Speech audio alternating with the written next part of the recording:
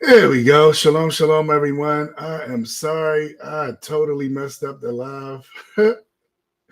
I went live from the wrong thing. Oh, my goodness. I was trying something new, and I'm sitting there like, where is everybody? I'm like, nobody's on here. I'm like, what is going on here? I'm like, is nobody on here? And then it hit me. Dude, you doing it the wrong way. Oh, my goodness. I am so sorry. I apologize to everyone. I do not know how that happened. And I was just going and something said, wait a minute, wait a minute, wait a minute. Nobody got on here yet. It should at least one person watching. You know, I said, I know I normally get a lot of views the next day and all that, but I'm like, what is going on here? And then it hit me. Dude, you doing it from the wrong one. I'm like, oh my goodness gracious alive. So my apologies. I'm going to straight erase that one that I wasn't supposed to do it from. I do not know how that happened. Oh my goodness. I'm like, what is going on here? Let me get rid of this. I'm sorry, guys. All right.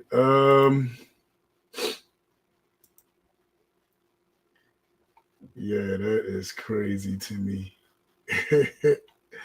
I was going for it too. Oh my goodness gracious alive. Well, at least that was a good start. I got to see how it will work. So at least I did get to see that how it will work. So that's good. All right, but this is the real live. I got rid of that ones. This is the real live. Oh my goodness. I was like, what is happening? I said, man, where the people at? I said, no, it should be at least one person watching. Something is wrong here. Then some said, you know what? I think you did it the wrong way. And sure enough, I did. All right, everyone. Sorry again for that. I'm just thankful that you guys are still here and still watching and all that good stuff.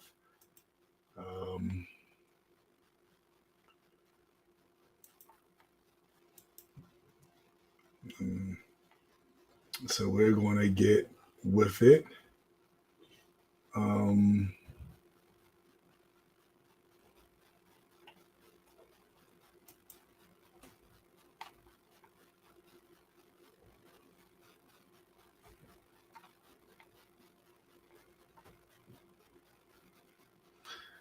Okay. Whew. All right.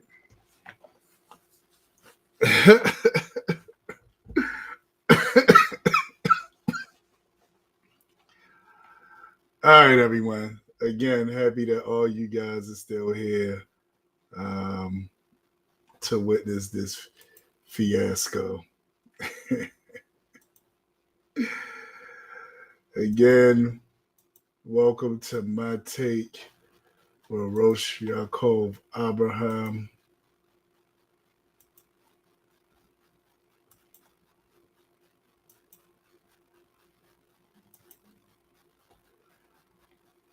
Oh man, now y'all want to work right?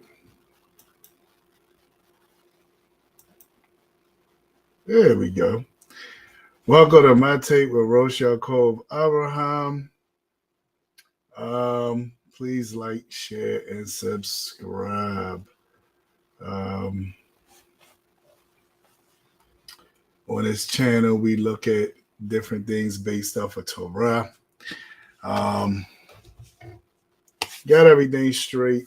Sorry for the late start, but again, this is live, and I'm trying out something new because I really want to be able to bring y'all really, really good content, and I'm trying my best to find the best way to do that and to make sure it's nice.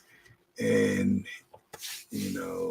so every time I see something to make something even better for the channel, I'm going to attempt to use it. So I'm attempting to use some new software, so bear with me, please. All right. So again, we're going to get into our breaking news. We're going to get into our agenda. That's what we're going to get into. So we'll get into our agenda for this week. So our agenda for tonight, we're going to go through this thing about the blood of the Rebbe being on the Ark of the Covenant. This idea was so uplifting to a J.L. Harris that he actually wrote a book called The Blood of JC, or to those of y'all that want to say, the Rebbe, the blood of Yahshua on the Ark of the Covenant. And we're going to look at that and see, what is that about? What does he mean, a blood on the Ark of the Covenant? What is he talking about? What's going on with that? So we definitely going to look into that. Man, we want to have our breaking news. Our breaking news tonight is mainly going to be covering what's going on in the state of Israel. So we're really going to be looking at that and trying to get an understanding of what's happening over there. So there's a lot of things going to be happening tonight. I don't believe the show is going to be long, even though we started late. But I believe it's going to be a short show. And hopefully you all can stay with me as we go through these things. And I got a new artist of the week. And really going to break down some things with this sister. She did an excellent song, wonderful song. And I was like, wow, this is a song is so nice. And I had to showcase it. So we're going to go on from there. So again, I thank each and every person for being on here with us as we go through this. For those of y'all that's on here while we're live, and for those of y'all that's going to be on here when we it's going to be on here when we on a replay. All right, so with that being said and done, we're going to get into our breaking news.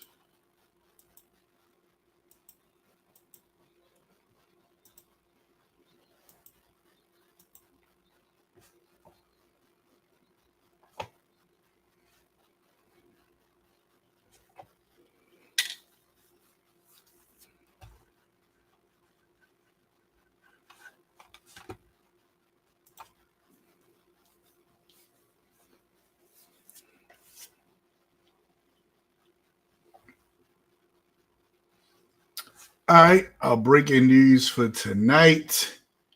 We're going to be looking at what's going on over in the Middle East. This story was very astonishing to me. When I first heard it, I was in disbelief, as many of you all may have been. And I'm going to tell you why as I share different things with you as we look through the news broadcasts. So this one is from the Wall Street Journal. And we're going to look and see what the Wall Street Journal had to say about the situation.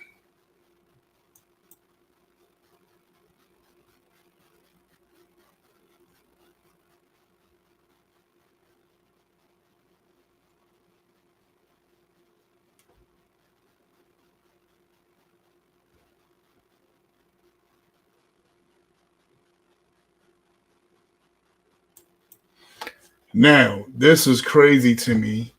And I'm hoping y'all can. This would be all for nothing if y'all can't hear what's being said. I'm gonna have to try something. I'm hoping y'all can hear me and actually hear the video being played. I'm gonna try something, people.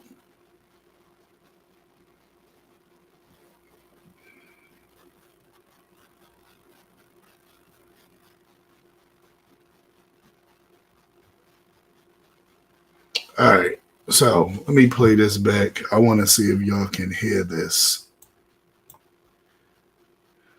So I got it. All right, so let me play this back.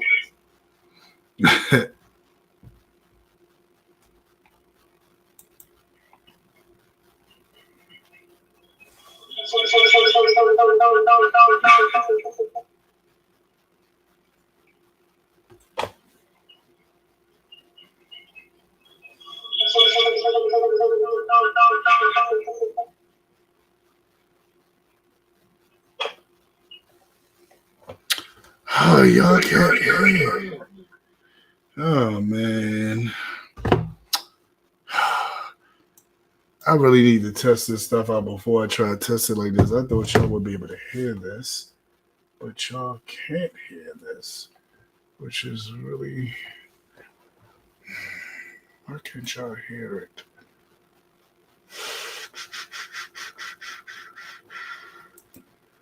I don't understand why y'all can't hear what's happening right now. Y'all should be able to hear this and not just hear me. Y'all hear me, but y'all can't hear.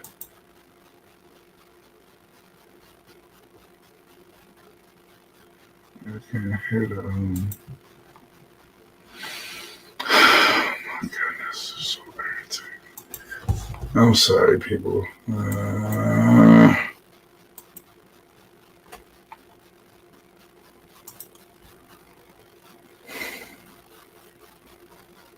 If y'all can't hear it, it's off or nuts. Y'all need to be able to hear it. And I noticed the thing wasn't moving when it was playing.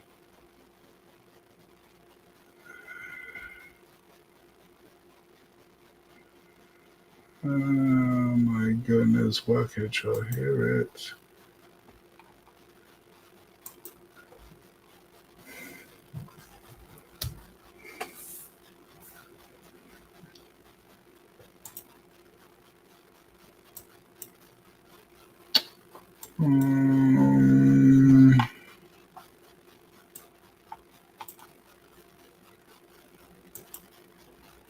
Y'all can't hear it. There's no way I can get y'all to hear it.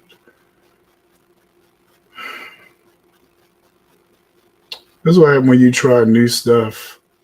That's why when you try new stuff, I'm trying to do this new stuff with y'all, but this will not work.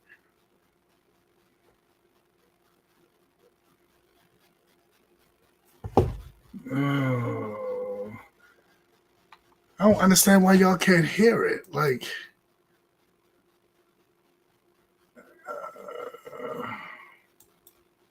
there gotta be a way to make y'all be able to hear this.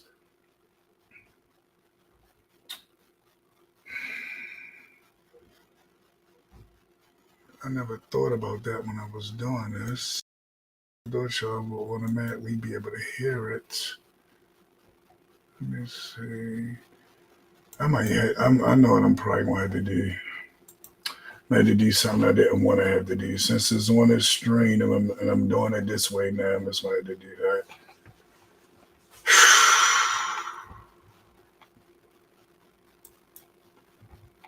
All right, guys. I'm not going to use this no more. This is going to end this. It's going to end this all the way. I'm not going to use this no more unless I really, really have to. Or I have to figure out how to get y'all to hear this. Because I'm irritated now. First it was on the wrong thing, and now y'all can't even hit a video. Seriously. And it's wasting time. This is what I'm going to do.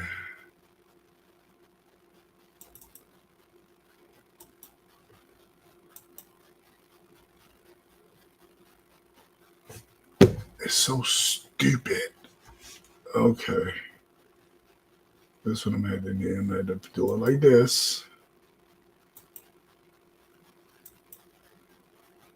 Oh, it won't let me.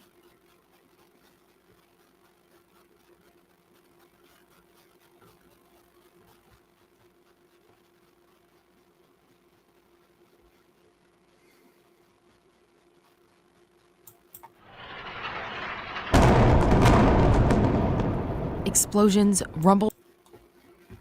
Yeah, I'm gonna have to. I just gotta do it like that. Where and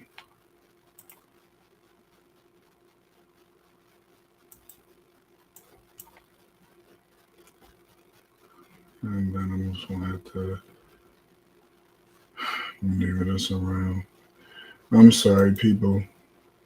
I was trying to make the show look better, man, and it ended up making it look even crazier. This is not what I wanted to do. This is not how I wanted it to be.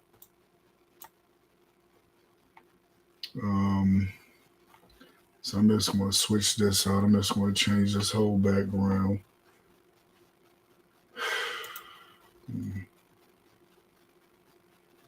That just irritated me. But it is what it is. There's nothing I can do. There's nothing I can do.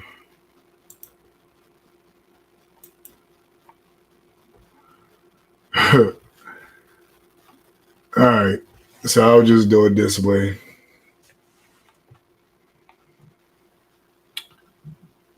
All right.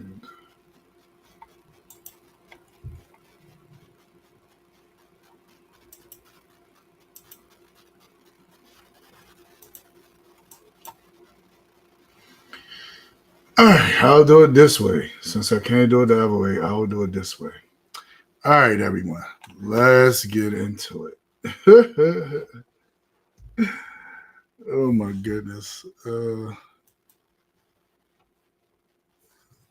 I probably should have left that alone. All right, I know whoever was on there earlier, they probably got frustrated and said, man, he don't even got this together. I ain't got time for this. Yeah. All right, let's get it together. It's going to be smooth sailing from here out because I know I can't utilize what I wanted to, so I just got to do it this way. Through the night after Israel declared war on Hamas on Saturday.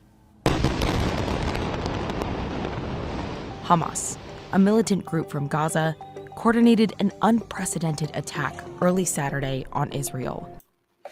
Now, think about this. I want y'all to get this. I really want y'all to get this. This Saturday that they saying this unprecedented attack happened on, it was a day known as Shemini Atzeret. Shemini Atzeret is the 8th day of the festival.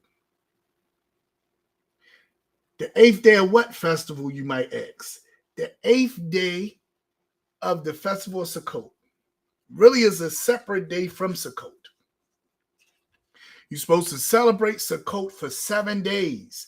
And then it says on the 8th day, that last day, that great day, you're supposed to have it as a Shabbat, right? So it's seemingly as this was the weekly Shabbat, and it was Shemini, etc. Two things. But what I want you guys to notice is that as you hear this news clip, they're not even going to make reference to those things, right? I would have thought those things was the things that would surprise you. I was surprised. Zakane told me after we took the sukkah down, he said, hey, Israel was at war. And I said, Israel's at war. What you talking about? He says Hamas did a surprise attack last night. I said, I know you don't look at the news, but you ain't know that happened, brother. And I said, no, you're right. I don't look at the news. And I did not know that happened. And I was in shock. I was like, hold up. So you mean to tell me that Israel was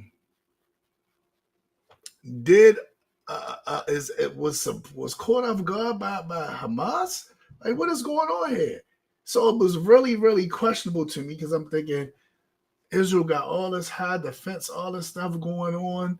And I'm like, and why would Hamas, knowing that they got so much to lose? I don't even understand it. I can't fathom it, right? The first thing I said is they're going to get slaughtered. And because they attacked first, everybody is going to be on Israel's side. So whatever they thought they was going to accomplish, they not. And that was the first thing that popped in my head. I said, wow, this is crazy. So let's look back at some of this.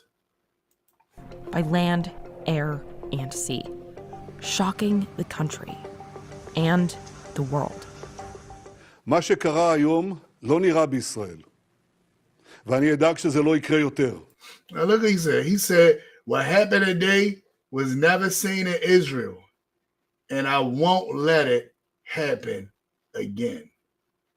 You see that look on his face? That's a look of somebody that's saying, I'm going to make you pay.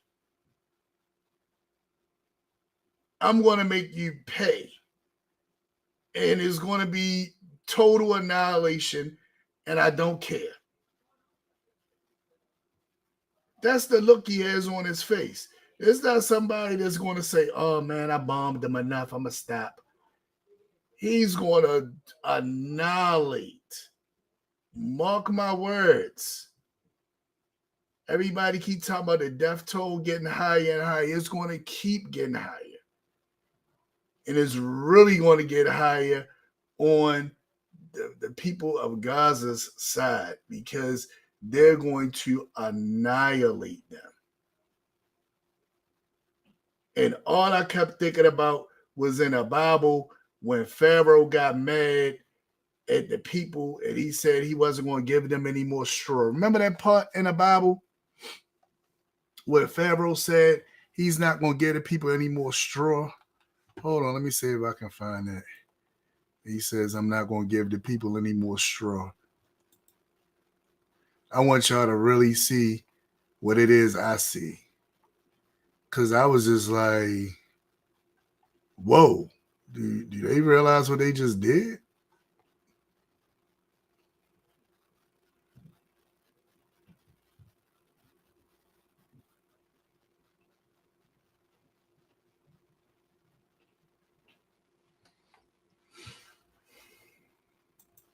Do they realize what they just did? That's the first thing popped in my mind. Like, whoa, like, hold on now. Something's happening. Something's happening. Do they realize what they just did?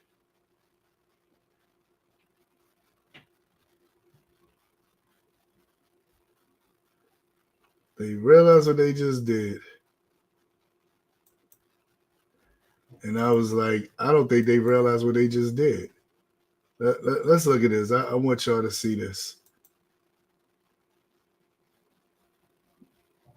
Hold on.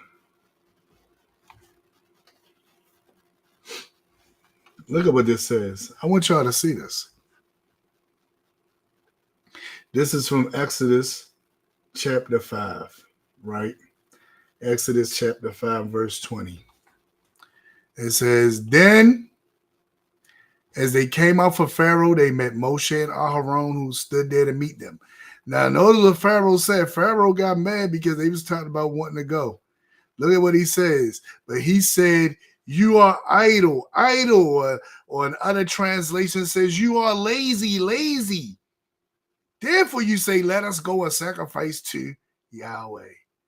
Therefore go now and work, for no straw will be given you, yet you shall deliver the quota of bricks. And the officer of the children of Israel saw that they were in trouble after it was said, you shall not reduce any bricks from your daily quota. So the officers seen that they was in trouble, right? Imagine the people in Gaza realizing that, oh my goodness, we in trouble. These guys done came in by air, land, sea, came in like they was a straight military force, right? And now these guys said, look at what he says. Let's look at what he says. I'm gonna click back on him. Let's click back on him so we can see what he says. What happened here today was never seen in Israel. In other words, you never seen nothing like this in Israel where we was bombarded like this, when all this kind of stuff happened.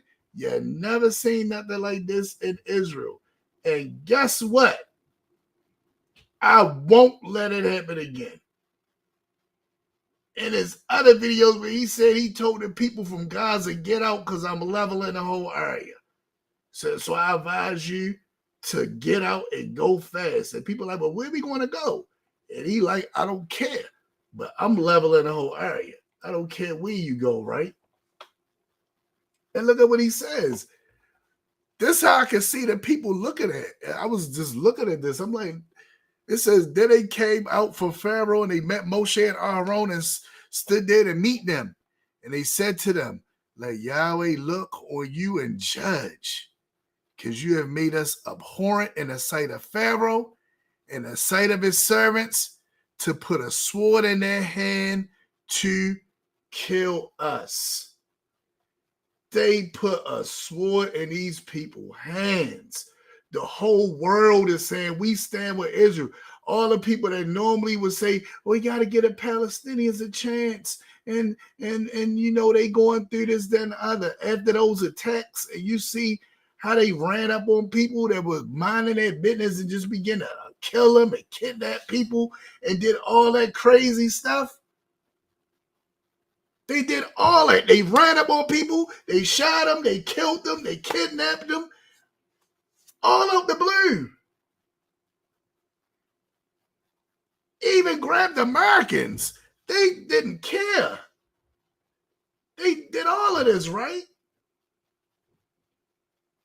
And this dude vowed in America saying we stand by and sending weapons. And the world is saying, get them.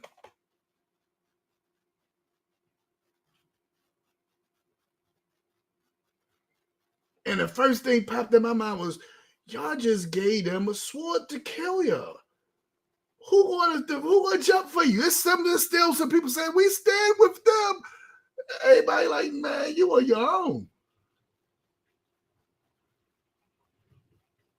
Y'all just gave them a sword to kill y'all.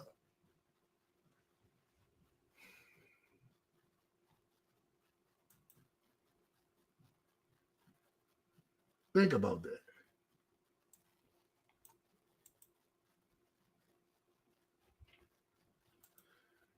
All right, so let's continue on. נכה בהם עד חורמה, וננקום בעוצמה. He said, we will defeat them to death. We will defeat them to death and take revenge. These guys not going to stop. I don't know if it's going to be a peace treaty with Egypt there, able to swoop in like they did all them years ago and come up with a peace treaty. I mean, a few years ago, or come up with a peace treaty. I don't know if anything like that is going to be able to take place for us sometime right now, because they want revenge. These guys want revenge. I'm just letting you know they want revenge.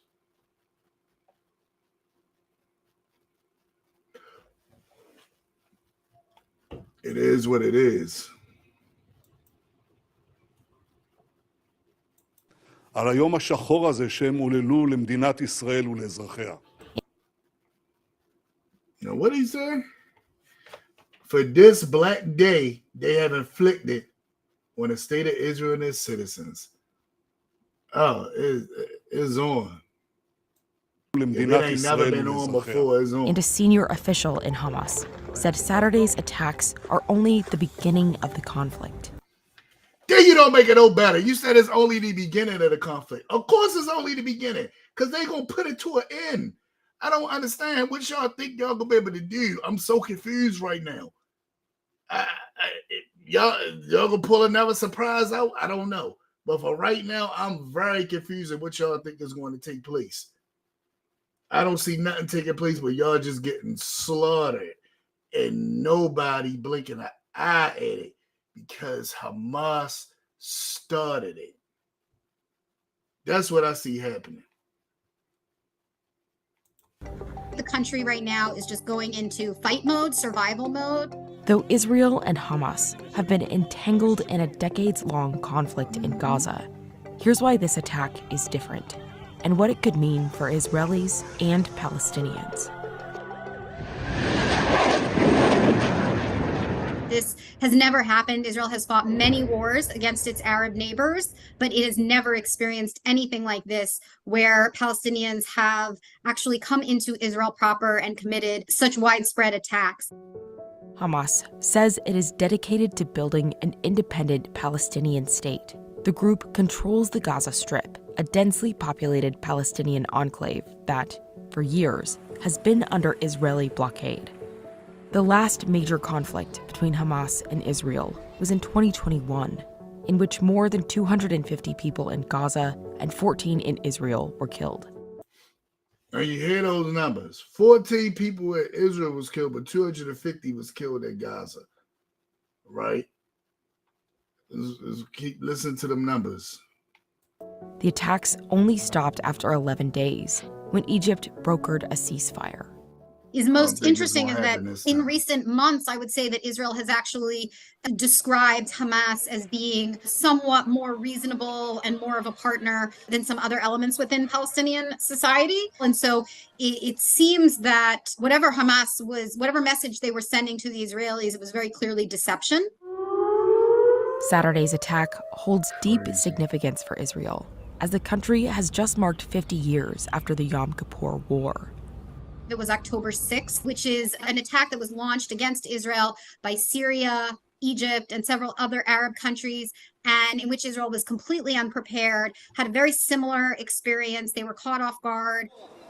Though caught by surprise, Israeli soldiers fought Saturday evening to regain control and expel militants from local towns and villages.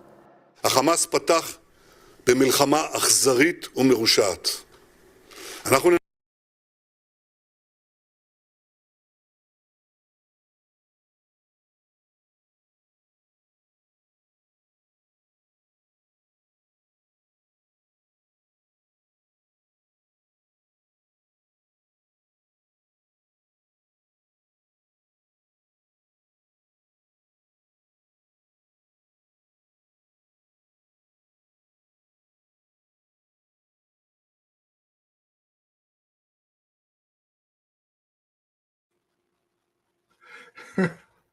Now watch what he say next. אכזרית ומרושעת. אנחנו ננצח במלחמה. We will win this war, but the price is too heavy to bear. That means seem like I feel sad about slaughtering all these people that I'm about to slaughter. המלחמה הזאת. אבל המחיר כבד מנשוא.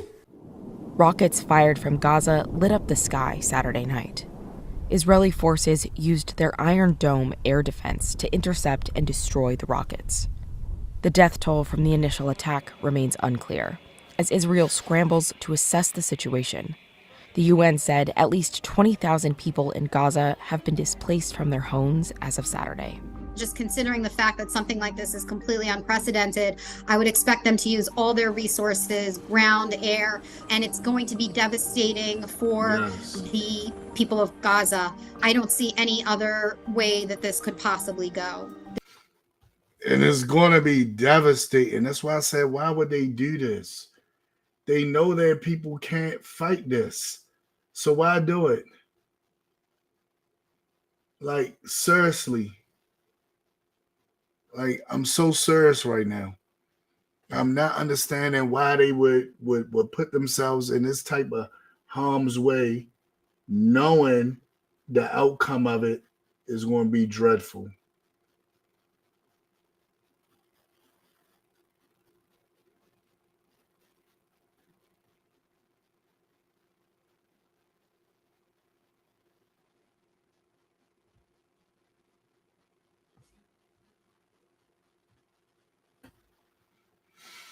There's going to be a lot of lost lives all across the board.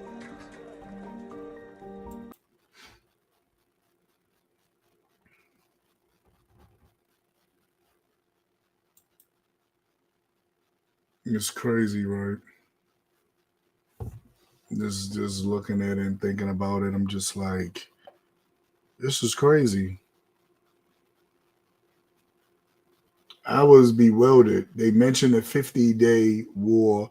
I mean, the 50 years ago when they had the Yom Kippur War.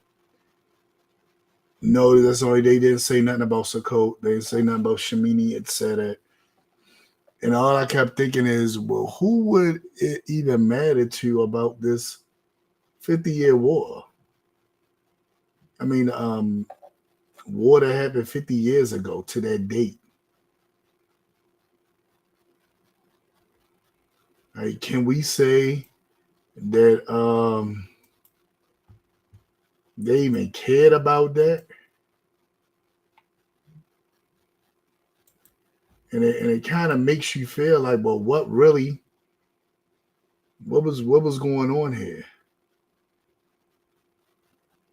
What was going on here?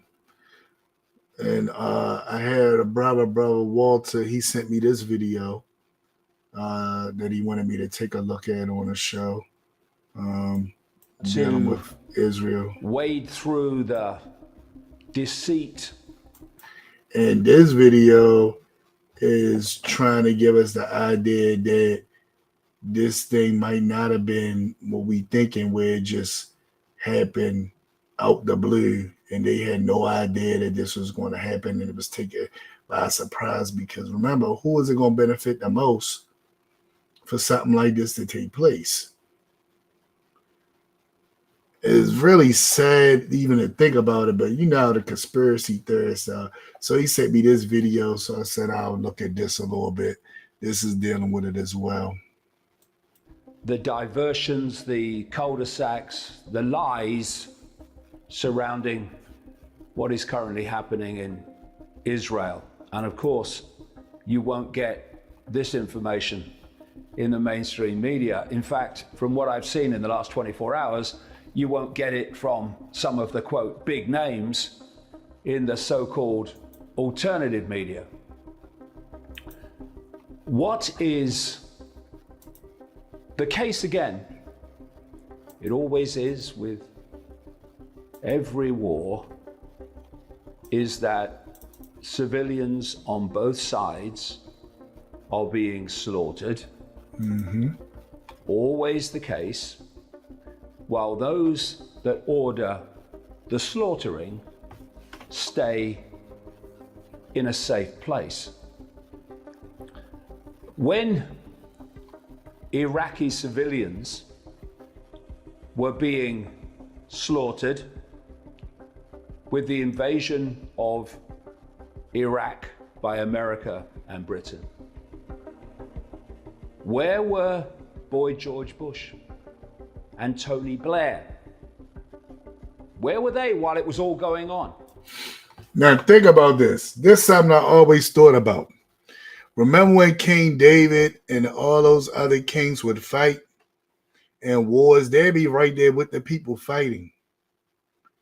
King David only one time, and that's when he stayed back and got in that trouble with Bathsheba. It was only one time when he turned around and didn't go to war. But the majority of the time, whenever it was a war going on, King David was right there in the thick of the war. In ancient times, the kings fought with their men. They didn't sit back somewhere and say, y'all go out and fight. I'm chilling. Yeah, y'all do this, that, other. Who we sure is. We working hard on this one. They didn't do that. They didn't do that. They went out and fought right along with their men. So it is kind of ironic when nowadays you don't see that. But let's see what he's trying to build up with this. Sipping coffee in the White House and Downing Street. It's always the way. And we have Netanyahu sitting here now pontificating. We're going to do this, we're going to do that. You, mate, are doing nothing. You're sending others to do it like you always do. And the same goes for that which is really behind. Not the window dressing, what is really behind what is known as Hamas. Okay. So, first of all, the bottom line. This was not a surprise attack. That's what I kept saying. How can this be a surprise attack? All that technology Israel got, all this, really? This was a surprise attack? Like, I felt the same way he did. Like, what you mean it's a surprise attack? Like, what are you talking about right now? That sounds crazy to me. This is a surprise attack. He said exactly what I thought. The first thing I said, what you mean it's a surprise attack? Watch this. Let's go further. The big up again for Brother Walter for sending this to me. Oh, yeah, well, he surprised us. Oh, really? Who do you think you're talking to? Bloody idiots? Yes, they do. We have the Israeli Defense Forces as one of the most trained and best equipped armies in the world. And they are the most trained and he breaking it down right now. He giving you some good information. And we're talking about a very small area in terms of Israel, Gaza. We have Mossad, one of the most sophisticated and widespread intelligence agencies. And they are vicious. I'm telling you. So they say you outsmarted them, something ain't right. Something ain't right. In the world. Mm-hmm. That make surveillance an art form. It's on the cutting edge. It knows everything that's going on in that area. Everything. But somehow, hundreds of Hamas, quote, militants laid siege to Israel, put thousands of rockets into Israel, which they somehow gathered or built or whatever, without Mossad and the IDF having any idea. Oh no, we didn't know about that. We had Hamas operatives coming into Israel on frickin' hang gliders. Hang gliders. But they never knew it was coming. Never knew it was coming. We had fighting in all these different areas of Israel, these different locations. But the IDF and Mossad and all the rest of that vast Israeli security network had no idea. Isn't that what they said with 9? I'm hearing them saying this is Israel's 9. Well, what happened? These planes were, they say, hijacked, and there was a big build up to it, they say, preparing for it, but the whole of the American intelligence military network, oh no, it's a surprise, we didn't know.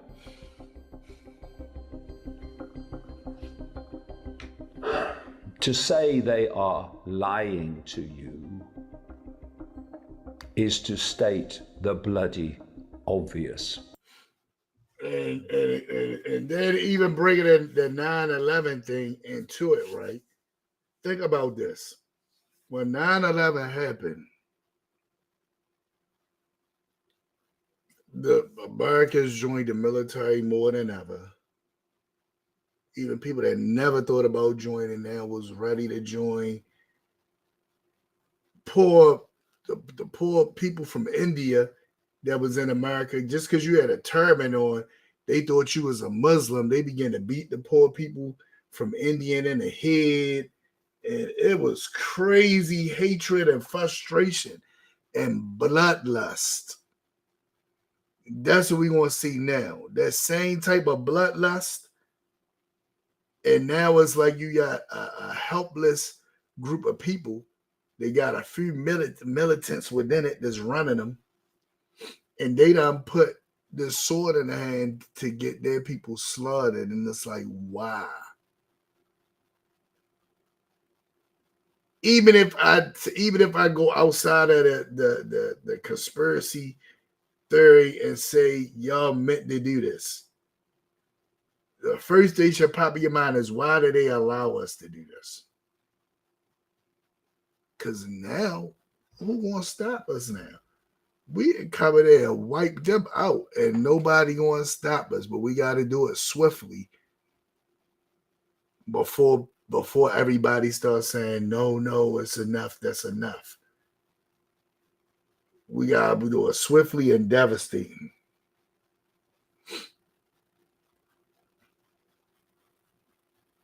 It's crazy. Crazy. I just think about when Nat Turner, right? And he had his revolt and how they showed the slave owners got together and began to gather up everybody and just start slaughtering people until Nat Turner gave up. And Nat Turner was looking like, these guys are innocent. And they was like, we don't care. You did what you did. We want you now, or we're going to kill all of them. This is the type of situation that's being dealt with right here. He said, we're going to take revenge. And then you hear people crying out, say, we had nothing to do with it. And it's like, y'all here. Hey, I told y'all to leave. I gave y'all the warning. I said, hey, you guys might want to leave because I'm going to level that whole area. Where they going to go? See, I'm thinking that Hamas may have thought that some liberals somewhere, some people that was sympathizers would step out and say, no, leave them alone. You slaughtering innocent people. Yes, people out saying it, but their voices are muffled right now because of how far y'all went with what y'all did. And they got y'all on camera chasing innocent, unarmed people down and shooting them. People playing dead behind cars. You walk up and just blow them away and walk off, and you don't even realize you're being recorded. They recorded all of it. It's everywhere. So it's like, who's going to have this compassion on you that you thought somebody was going to have? When they come in there and wipe y'all out, the people going to be cheering for them to wipe y'all out.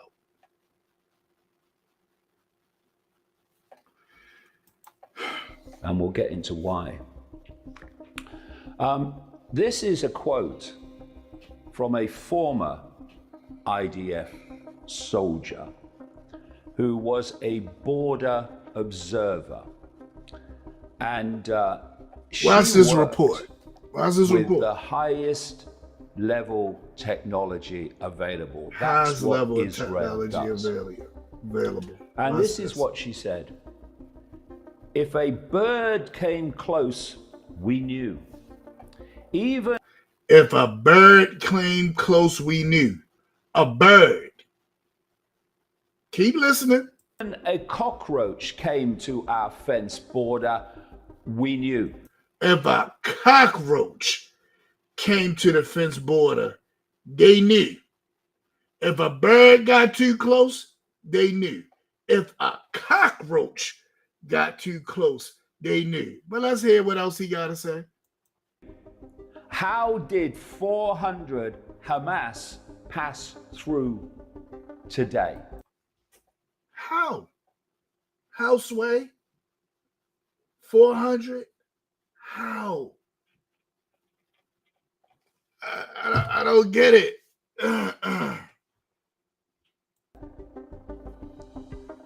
The answer is they were allowed to. Was this a surprise attack for the civilian population of Israel? Oh, yes, of course. Yeah. You think those people at that festival knew they was coming? That was a surprise for everybody. They was not thinking it. It was a surprise for the citizens, definitely. Was it even a surprise attack for many in the rank and file of the military? But the inner core? So even a rank and file, some of them, this was a surprise, right? They didn't know this was going to happen. But he's saying the higher ups, the ones who make the decisions, he's trying to implicate that they knew. That's running the show? Surprise to them? You must be bloody joking. And this situation reminded me of someone I've quoted over the years in the books, over the decades. It's a man called Leroy Fletcher Prouty. He served as Chief of Special Operations for the Joint Chiefs of Staff under President Kennedy, JFK. He was a colonel in the United States Air Force and subsequently became a critic of US foreign policy, particularly the covert activities of the Central Intelligence Agency, CIA, which he believed was working on behalf of a secret world elite. And this is the telling quote. Fletcher Prouty said, "No one has to direct an assassination, it happens. And for assassination, that means an attack like the one in Israel now as well. No one has to direct an assassination, it happens. The active role is played secretly by permitting it to happen. This is the greatest single clue," he said, "who has the power to call off or reduce the usual security precautions." Who has that power in Israel must now come under the spotlight and be questioned why they did so. Because they obviously did. No one's ever going to admit to that. So you can throw the theory out there all day long. Ain't nobody going to admit to that. Don't fool yourself. Now, what they want you to do in any situation like this is to take sides. And if I'm going to take the side of anyone, I take the side of the civilians in Israel who have been subject to these horrors that continue, and the civilians in Gaza who are now suffering the horrors of the Israeli response. And they suffering. This is terrible. But in terms of sides, one fighting the other, to take either is to lose the plot.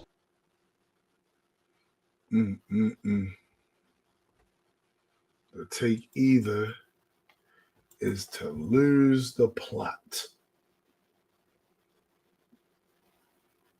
I just got one more clip. It was sent to me. It's from brother. The brother name is Go Black to Africa. Go Black to Africa. And this brother had a lot to say. And right after him, we're going to go into our artist of the week. So we're going to go to Go Black to Africa to see what he has to say. And then right after Go Black to Africa, we'll get into our artist of the week.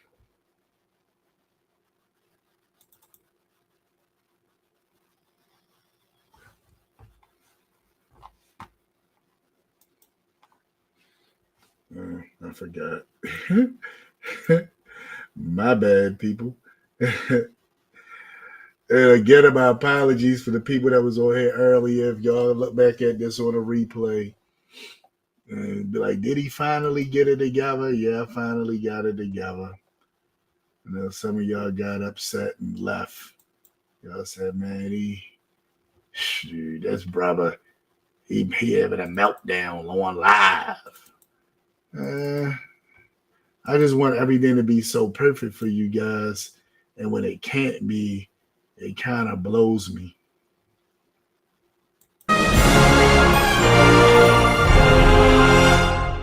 Today, the people of Israel are under attack, orchestrated by a terrorist organization, Hamas.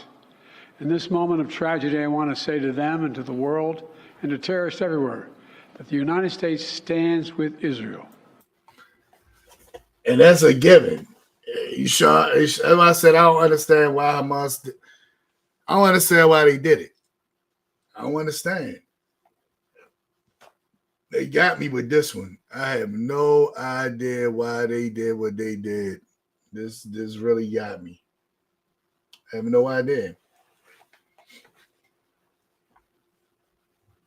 I don't.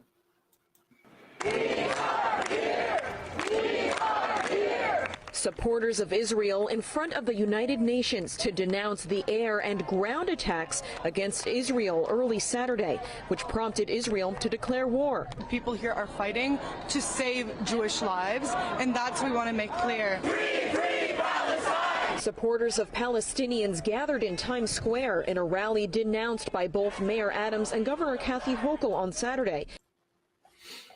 Now, look at what they say. Now, Hamas was hoping that we gonna have some people that support us there. They support us, right?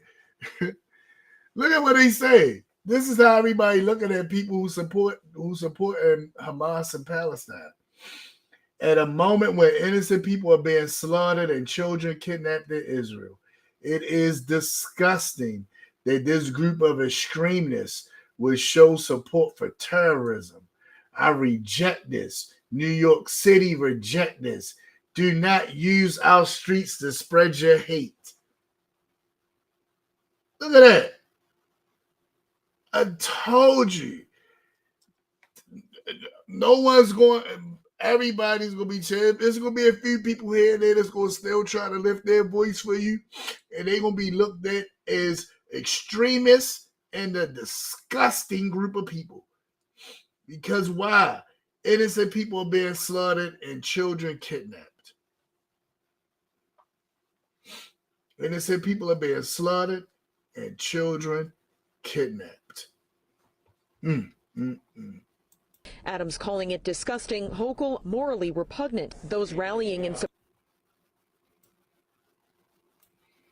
Palestinians gathered in Times Square in a rally denounced by both Mayor Adams and Governor Kathy Hochul on Saturday. Adams calling it disgusting. Hochul. Now, let me see what Hochul said. Now, Adams, Rebbe, and Hochul said the people of Israel are facing violent terrorist attacks and civilian kidnappings. So I said, why did they kidnap people? I don't even understand why they even did the attacks. They attacked and kidnapped people. I'm like, what are y'all doing? I'm telling you, it's just like that Bible verse where it says, let's look at it one more time. Look at it one more time. Let's look at it one more time. Look at what it says. Then they came out from Pharaoh. They met Moshe and Aaron and stood there to meet them. Now, think about it. Moshe and Aaron feel like, hey, we fighting for your freedom. We want Pharaoh to let y'all go, or blah, blah, blah, right? So they right there like, yeah, guys, we just met with Pharaoh. And Pharaoh done said, basically said he just want a reason to kill him. They got to keep the quota up, and we not going to give them the stuff to make the bricks anymore. Look at what they said to them. And this is how people in Gaza should be looking at the people from Hamas, because this is how I would be looking at them. I'm like, dude, let the Almighty look and judge on you and me. And you made us abhorrent in the sight of Pharaoh and in the sight of his servants to put a sword in their hand and kill us. That's exactly what they did, because those people are going to wipe them out. I'm sorry. I'm not saying I'm no prophet, so if it don't take place, don't say, that was a false prophecy. I never said I was a prophet, and I'm definitely not saying it's a prophecy. I'm saying it's a fact. I seen it in that man Netanyahu's face, where he said he want revenge, and they going to make sure they know to never do nothing like that again. He's going to decimate. He said it. He said, I told the people in Gaza to get out. So if you innocent, you ain't had nothing to do with it, you not fighting, I advise you to leave, because I'm going to decimate that area. He said, I'm going to flatten it. So what you think that mean? You think that mean he's thinking, oh man, it's innocent people there? No! He's going to blow up and blow up and blow up as much stuff. They're going to destroy as much stuff. If you wanted the world to see the savagery, if you said, I want the world to see the savagery of the Israeli government, well, guess what? They're going to see the savagery and they're going to cheer them on because of what y'all did. So it's going to backfire. They're going to celebrate. They're going to be like, yes, destroy them. You got to get rid of them. This is what's taking place. I don't understand what was in their mind when they did this. I really don't understand what they was thinking about. I'm still at a loss. I don't understand. What was they thinking they was going to accomplish by doing this? When you know. Anyway, I'm gonna let Brother Black to Africa continue to break this down. Morally repugnant, those rallying in support of Israelis condemning the attacks carried out by Hamas throughout the weekend, concerned for their family members and those from other countries caught in the violence. What's up, family? This is your man, not your boy, bringing you another Go Nugget that you can either pick up or you can just kick it aside. Let me lay this out to you. Why people of African descent should not be supporting Israel. Let alone even just taking care of standing for either side, whether it's for the Palestinians. Now, I'm not for or against any side of the party. They're going to have to just fight that out. But you're going to have to understand here, why am I saying that? Because there are us who are on the outside who have been saying that that land that they call Israel, our people were there first. And we were. He's breaking it down. Go ahead, Go Black to Africa. But let me take you down memory lane. First and foremost, all right, we as a people, those who we've improved and show, whether you want to say the Limba, whether you want to say the Igbo, whether you want to say the Yoruba, have been all across what they call the Middle East, was living there for thousands of years. But of course, when the Romans and the Greeks and the Syrians and all these people came in to demolish what we would know of in that region, it began to take shape and form where other countries were living there. So first and foremost, we were there first, which you do know that is still Africa. But let's move up the line into the 20th century. You know, the Britons own that area, which you would call Israel, right? Even where the Palestinians are and all that. But because of the United Nations, they decided that they would go ahead and tell old Britain, hey, remove your presence out of here because we are going to establish a state for our European brothers, the people who follow Judaism, who call themselves Jews. We want to give them a land. So just move out the way in peace. We'll compensate you and take care of you in other fashions and forms.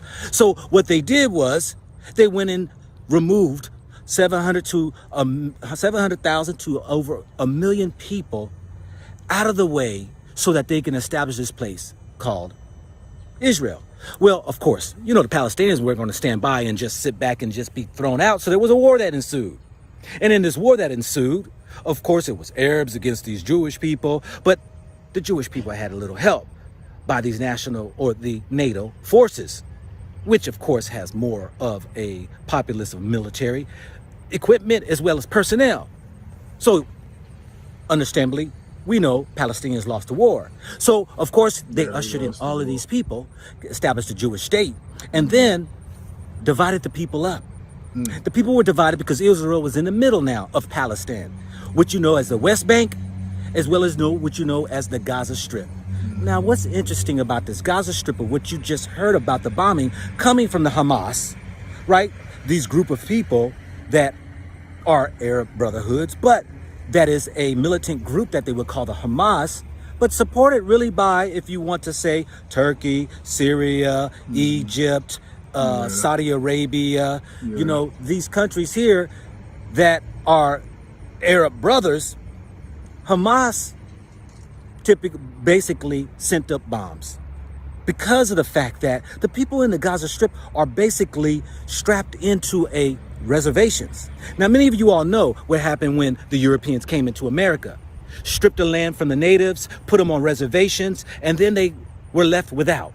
So these people who live in this Gaza Strip, that is basically a big, large ghetto, it's said it's about the 2 sizes of Washington, D.C., over 2 million people that's actually living in this small space. They are confined. Matter of fact, there have been sanctions against them because of the fact that many people don't like who they are, or because they want to retaliate because of this division of their people, where they have no other recourse but try to fight back and gain as much as land as they can. But because they are supported by NATO, Israelis are, there's not much they really can do except for throw bombs in the air, and hopefully that it can strike and cause a hysteria across the globe, that they can get support by people to see what that they have been basically ostracized, put in the corner, swept away, and forgotten. Now, so I can see him saying that aspect about putting the bombs in the air and all that, and the brother giving out a lot of good information. You can look up everything he said. All the stuff he's saying was factual. The stuff did take place. And I can see them doing that to try to draw attention to themselves. But when the people went in, they began to just slaughter people in the street and kidnap people. That's the part that everybody look at and say they went too far. And that's the exact part that they're going to keep hyping up so they can use it, so they can I'm telling you what they're going to do. They don't get imports coming in to help and support them, whether it's equipment and technology or even food. These people are actually suffering. If the mainstream media would tell you, because most of these Western countries support Israel, because these are their cousins. These people are Europeans, whites, Caucasians, if you will, so they support their own. We know that, yes, Arabs are looked down upon, blacks, Africans, or whatever you want to call it, are looked upon, and they will take care of themselves, which is the NATO of what you would call the National Alliance Treaty Organization. They stand for each other. But let me break it even more simpler to you. Because what they want you to believe, that you should stand with Israel, when Israel is the one who actually came and squeezed themselves in a country, divided the people up, made a circle around them, put them on their reservations, and they have disconnect with their other families across the land over on the West Bank. Mm-hmm. And they get no support. Mm-hmm. And we be silly enough to listen to the propaganda that is put on the news that Israel is under attack. And as Netanyahu, the president, prime minister, or whatever you want to call him there in Israel, who wants to say that it is wrong for the Palestinians who bombed and killed 600 of our people. Now it's supposed to be about 1,000 people. There are those who are hostage. They're wrong. We're going on an all-out war. Without many people understanding the history that you took their land. And see, and that's what he tried to build on, and that's probably what they was trying to get the people to see. But they got the media. It wasn't I don't got the clips on here. I've been looking at so many clips trying to really get the story down pat, so I can really be able to talk to you all about it and deal with comments and stuff others might have to say, and if I gotta go even deeper next week or something like that. And so I didn't go that far with it, but just breaking it down from this aspect. Just breaking it down from this aspect of what he's saying. Even though all that stuff may be true, when you see the video of people at a festival, that was the worst one. That was the one that they harp on the most. You see these people at a festival celebrate. I don't know what this tribe of Nova is. They claim it has something to do with Sukkot and Shemini, etc. I'm not sure about that because I never heard of it. But they had this festival partying. And while they're at this festival partying, and I want y'all to get this, these guys come out of nowhere with automatic weapons and begin to kill everybody. And whoever they don't kill, they kidnap. One person tried to pretend that they was killed. The guy seen his foot moving, came over and shot him up and made sure he was dead. This is the type of stuff that's getting shown everywhere. So how can people give you support when you're doing stuff like that? You gotta look at the PR. That's not good publicity for your cause. The good publicity for your cause was when y'all wanted to do something and y'all was seen as the weaker vessels fighting against this giant. That was helping your cause. When you now have turned into this terrorist organization that's just attacking and killing, and then they putting out that y'all, I don't know if they really raped the women, but guess what? They put it out there. Not only are they killing women and children, but they raping the women and they kidnap. They put all kind of stuff out there. Who you think going to support you? Who you think going to stand with you and say, I stand with Palestine? Who? That was the worst. Whoever came up with that decision to say we're going to invade 50 years from the date of the Yom Kippur War. Why would you pick that date of all dates? Think about it. Of all dates, you pick a date that reminds them of a war that they had to all come together and win. You choose that day to invade and do all kind of crazy stuff and think that nothing's going to happen. And then you make threats. We're going to kill hostages if y'all keep bombing. Did they stop bombing? So do you think they care about them hostages as y'all threatening that y'all going to kill? No. If anything, they're going to count them hostages as already being dead, and they're going to keep bombing and keep bombing and keep bombing. And y'all sitting there with hostages talking about, I thought it would work if we had the hostages, if they was going to stop. No, they're not going to stop. What are you talking about? They're not going to stop. Then you threatening American hostages? We're going to kill the Americans too. Okay, the Americans going to make sure they get even more weapons and stuff to kill y'all. Like, I don't understand what part of this where y'all thought y'all was going to win and be victorious.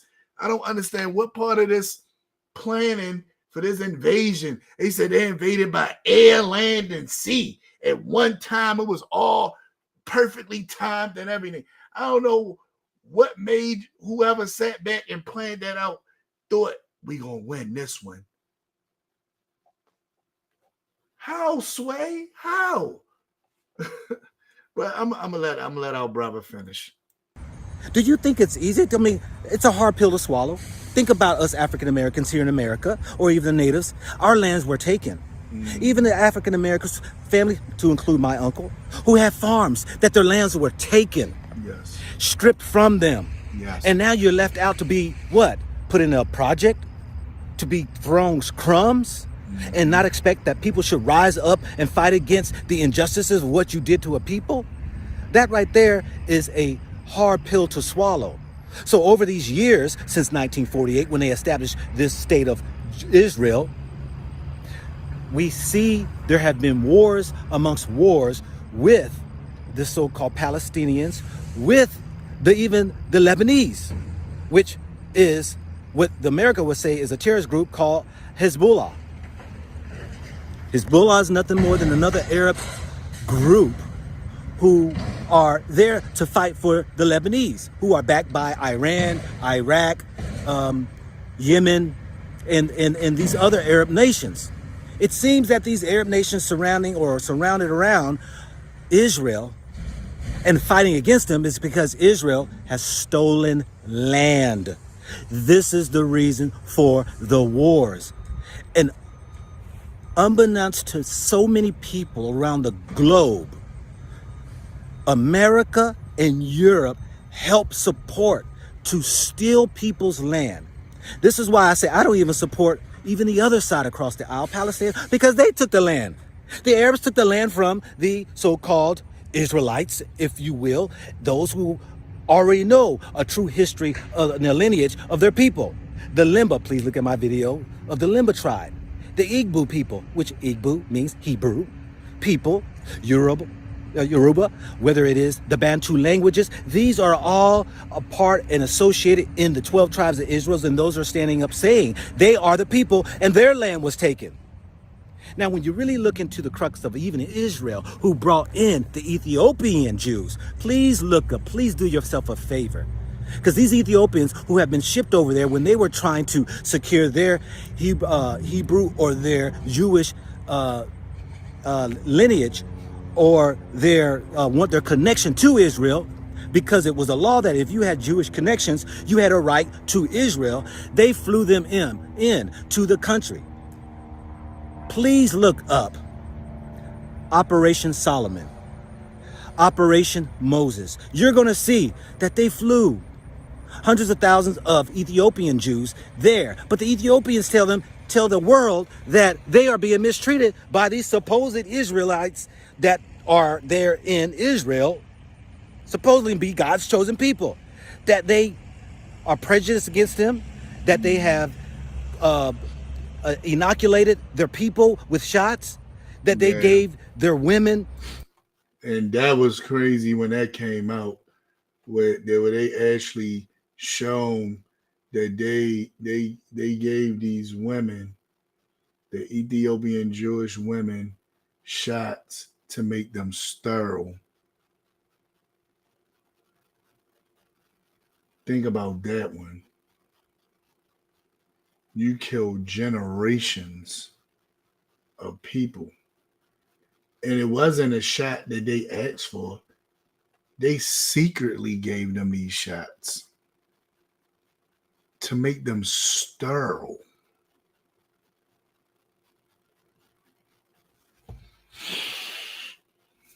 There's a lot going on. So Brother Black to Africa, he breaking down a lot. There's a lot going on.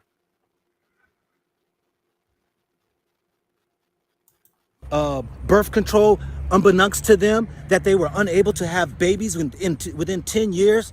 The president, please look that up. The president himself decided to do away with that program just here in the last few years.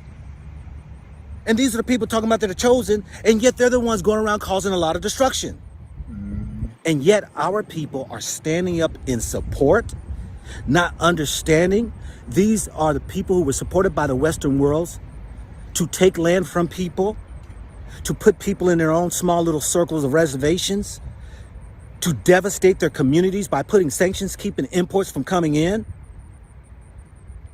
Silly rabbit, tricks are for kids. We need to wake up and realize, stop following everything that they propagate. And like the Black Lives Matter, when you were standing up and got caught in, that this was nothing more than an agenda ran by black people who wanted to push their own agendas. And then he's right about that. Wait, people did get caught up with that Black Lives Matter stuff. That organization that crowned. Number one, the slogan Black Lives Matter was stuff that was said by the grassroots people. They was just trying to say, hey, our lives matter. Somebody decided to monetize that, said, you know what? I'm going to copyright that slogan and make it into a group and get money from people. People want to donate money to me, and I'm going to act like I'm doing stuff for black people, but I'm really not. And it just went on from there. And we really did get caught up with that dumb mess.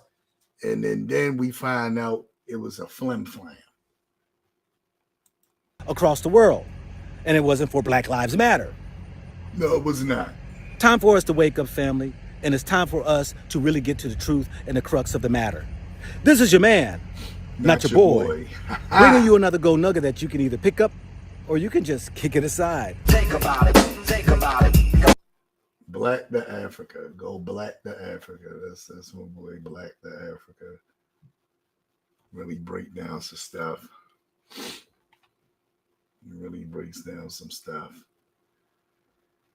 All right, people. So I know I done bombarded y'all enough. I had to get it out there because I felt like it was needed to be talked about. Unfortunately, by me getting it out there because I felt like it needed to be talked about, I kind of didn't get the stuff I wanted to get done. I'm looking at the time now. Time has really been going. And I know you guys logged on to see one thing and y'all got bombarded by something else, which is not what I intended at all. I did not intend this at all, nor did I expect stuff to stop working the way I wanted it to work. A lot of this stuff did not work the way I wanted it to work. But before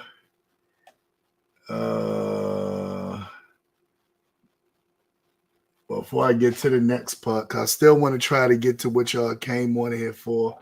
I just went a little too long. I had too much complications, and then all this other stuff came about. But I really want to get, do what y'all came on here for. So I don't want y'all to be like, man, he said he was going to talk about this, and he talked about everything but that. So we want to just go from there. I kind of put a whole bunch of stuff together, but it just was stuff that was on my mind. I'm going to work on it for next week and not let it overpower the show like that. But for right now, we're going to go ahead and get into our artists of the week. And well, let me let y'all know who our artist of the week is for this week. All right, and let's show who the artist of the week is for this week, because I feel like y'all don't really get to see who this artist for the week is.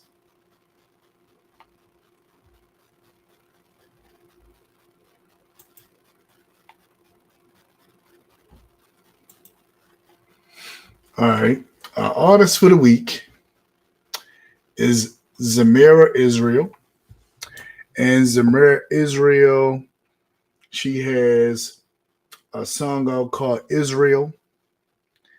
And it's a real powerful song. And I kind of put it together with a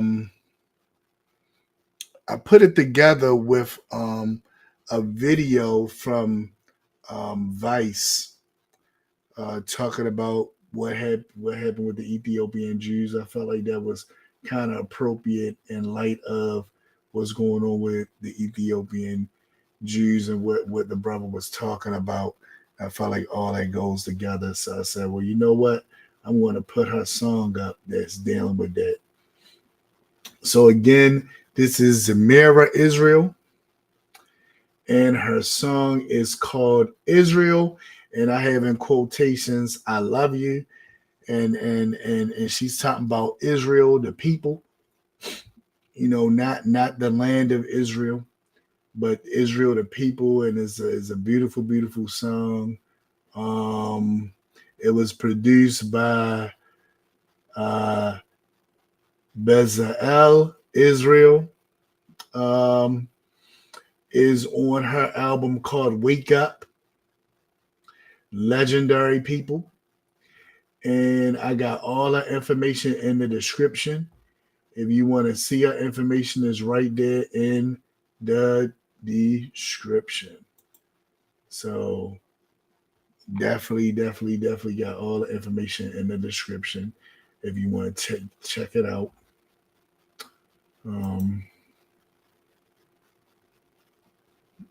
Just can go from there. Still got that up. Yeah, so I got all the information in the description.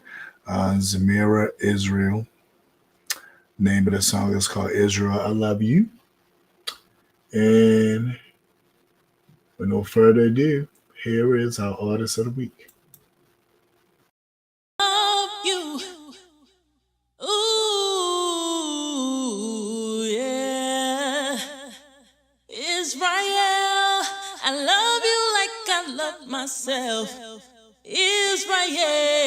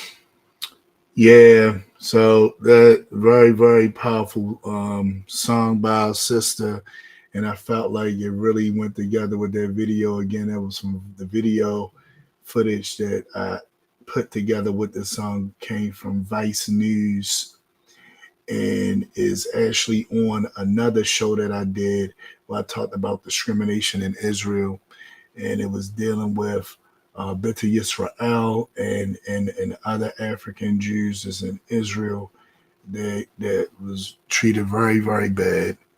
And the last part of that scene was an actual clip from the scene where it was somebody that was in the military, black soldier in the military of Israel, and he was riding his bike and the police stopped him. They see him in his uniform. They stopped him and harassed him and began to beat him up. And there was a live video where they threw him on the ground and was kicking him. That wasn't part of the music video.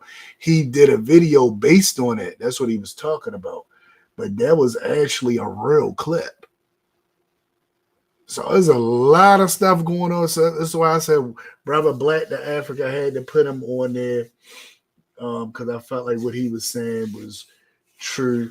I might have went in a little hard. I go in hard a lot of times when I try to get stories out.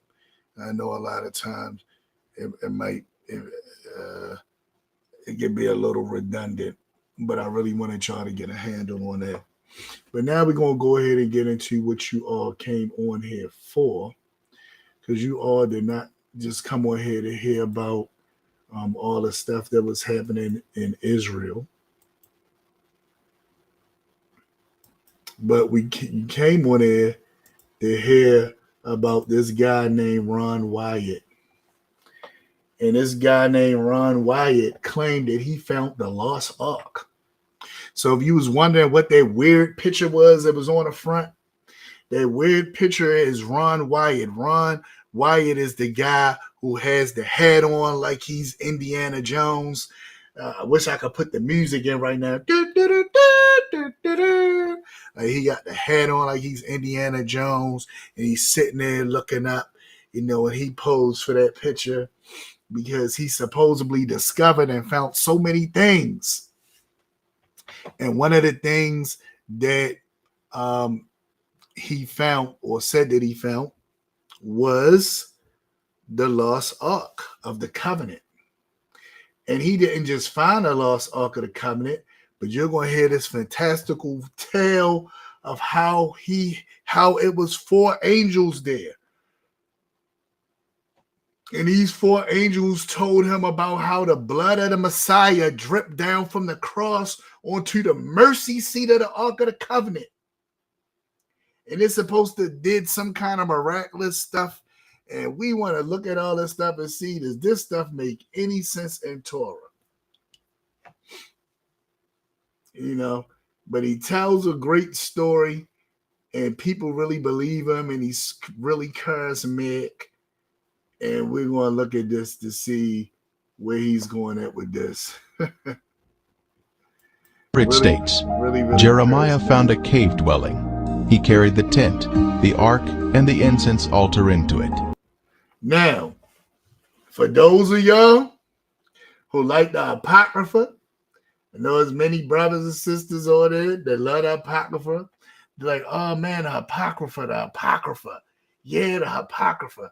For those of y'all who like the Apocrypha and want to run with the Apocrypha, this is what it says in the Apocrypha. This is from 2 Maccabees in Apocrypha, chapter 2, 4-8. It says Jeremiah found a cave dwelling.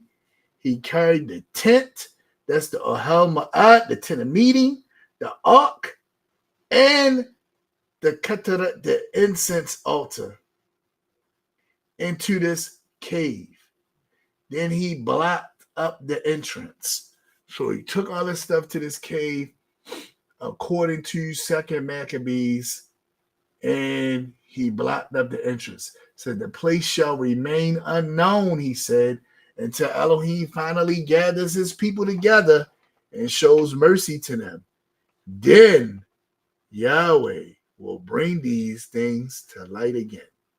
Now, my question is, when he notice what it says in this verse, if I'm going by the Apocrypha, for those of y'all who go by the Apocrypha, if I go by the Apocrypha and this is what the Apocrypha says, right?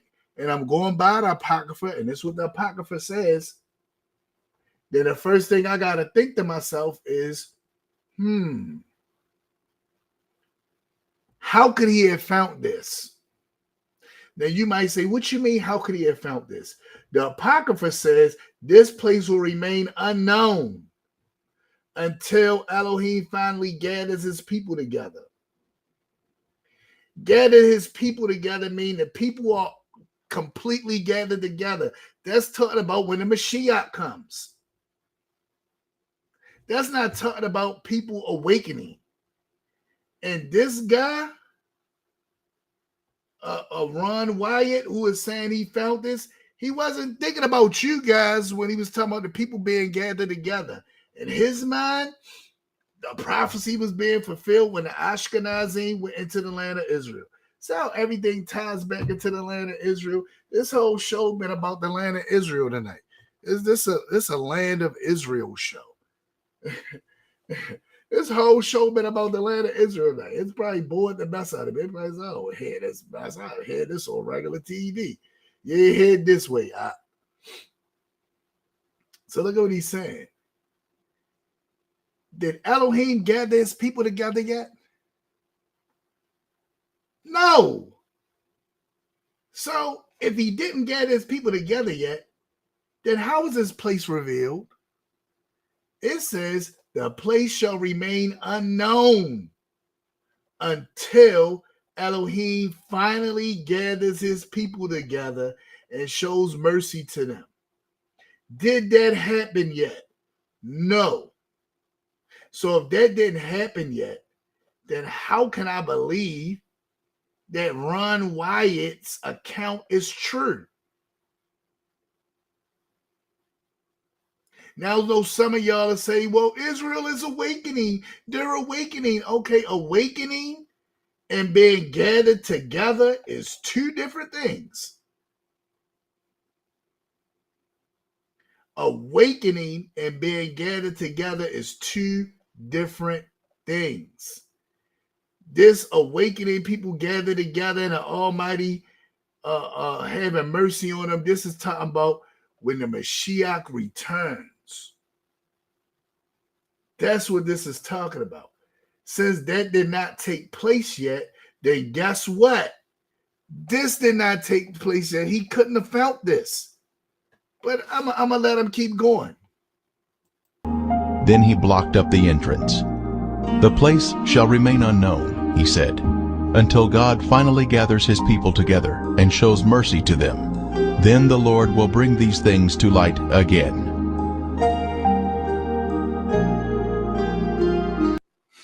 Now, then it says Ron Wyatt's entrance into the cave. What cave?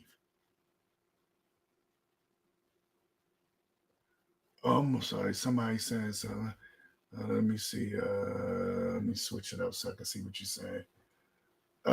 It went down. I didn't even realize somebody was saying something. I'm sorry, people. Let me see if I can go back to try to see what was being said. Hey man, I'm glad you still with me, Coty. I thought you had, well, I know you had went out for a minute. I said I think I lost the people. So I'm glad you was still with me, Coty, to be able to see that. Yeah, that's what I'm saying. He makes it clear that that's how that's going to be. So for you to tell me you found something and the stuff that the father said didn't happen was what happened, how did you find anything? But I'm going to keep going with what he's saying. I ain't going to just stop there. There's a lot of things he said that it was problematic.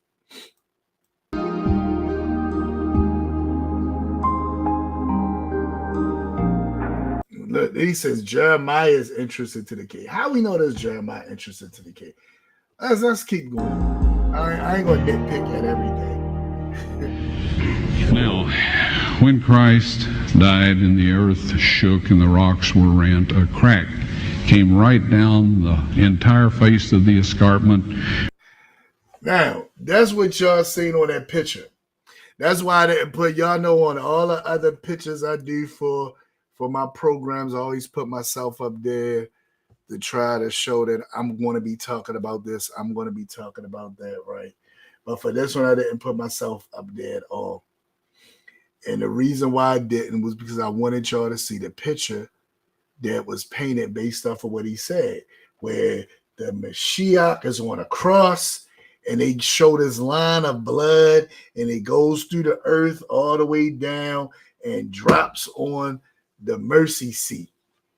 And I was like, okay, this picture is deep. And then it shows him and his people crawling in to find it. So it's like they depicted the whole story over the ages of everything that happened with this cave. And I was just sitting back like, this is a real interesting picture. So I said, you know what? I don't even want to put myself on it. I want people to, because if I put myself on it, I'm going to block it. I want people to actually be able to look at this picture and see what it is that he's saying with this picture. Matter of fact, let me see if I can find this picture so y'all can see it. I want y'all to see this picture that I'm talking about. I made myself too big. Hold on, let me see.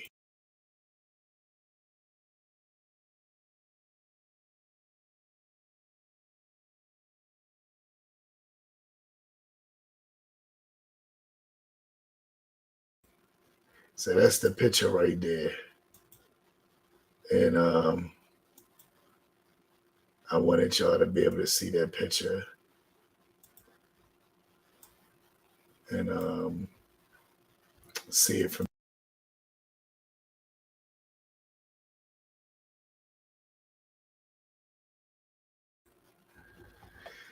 All right, so yeah, so that's the picture right there.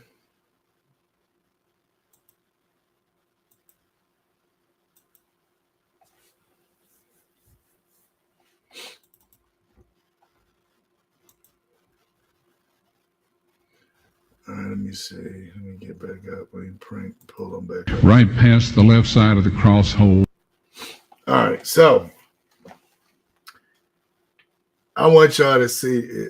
I wanted y'all to see the picture, but for some reason it wasn't showing. Let me see if it's going to show now. All right, so if you look carefully, you'll see some blood running down, and it runs through the cracks. And if I could take this, what's the name of the way y'all will see it even more?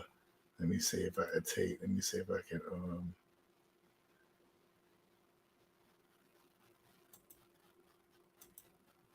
Yeah, so let me stop it again. So you see how that's supposed to be the mercy seat right there, and the blood actually leaks all the way down to the mercy seat. Just wanted y'all to see that clear, so y'all can see why I had the image up there the way that I did. Because I know y'all probably like, why you got this picture up here? What is this picture about? So now y'all got an idea what the picture is about and what's going on with the picture. All right, so with that being said, want to finish breaking down some things. So we'll go ahead and let him finish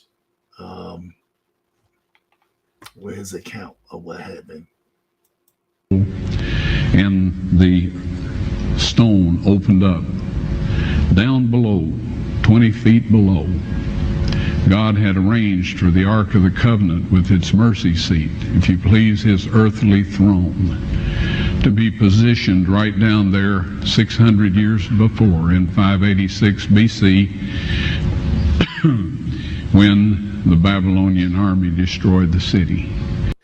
All right, so now the mercy seat was in his cave since 500 something BC, right? That's what he's saying. Now, while it was down in his cave, for all this time, so let's look at that. While it was down in his cave for all this time,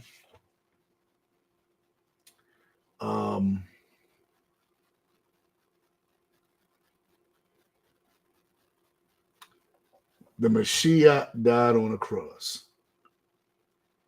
His blood, you want me to believe, went through dirt and earth and all this stuff through a crack in the ground, all the way down 20 feet to land on a mercy seat.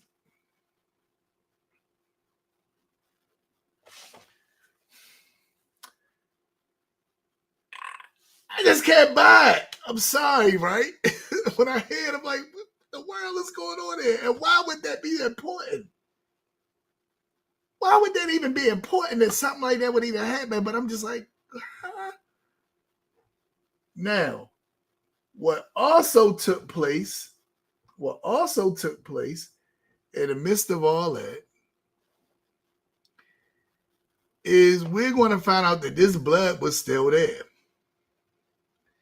Now, I had a young lady say, well, if it's the Mashiach's blood, I said, I ain't going to put her on the spot and name her. But I asked her about this. She said, if it's the Mashiach's blood, then wouldn't it be a special blood? And by being a special blood, then it should have been able to do that. And I'm like, that don't even make sense. I said, but let me, even if I give you that, even if I give you that it was a special blood, it was Mashiach blood, it was special, even if I give you that, what would be the significance of it falling on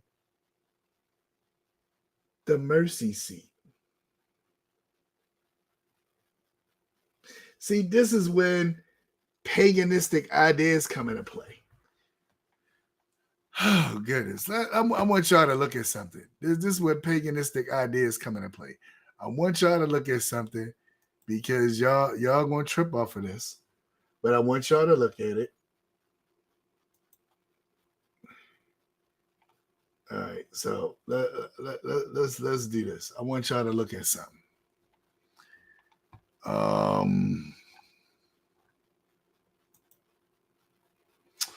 Let me see. It's Vayikra.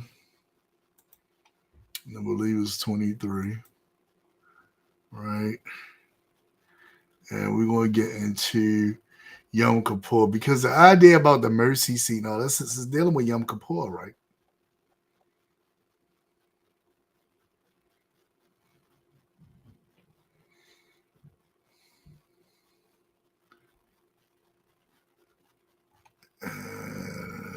Let's talk about that's just a summary of it.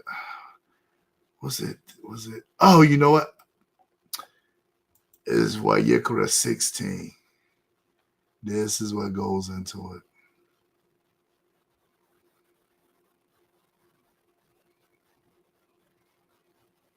Now I want y'all to see this. I'm trying to find a specific verse because I want you to see something.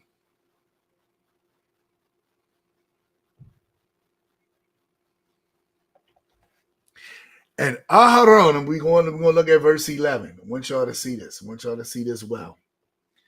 And Aharon shall bring the bull of the sin offering, which is for himself, and make atonement for himself and for his house, and shall kill the bull as a sin offering, which is for himself.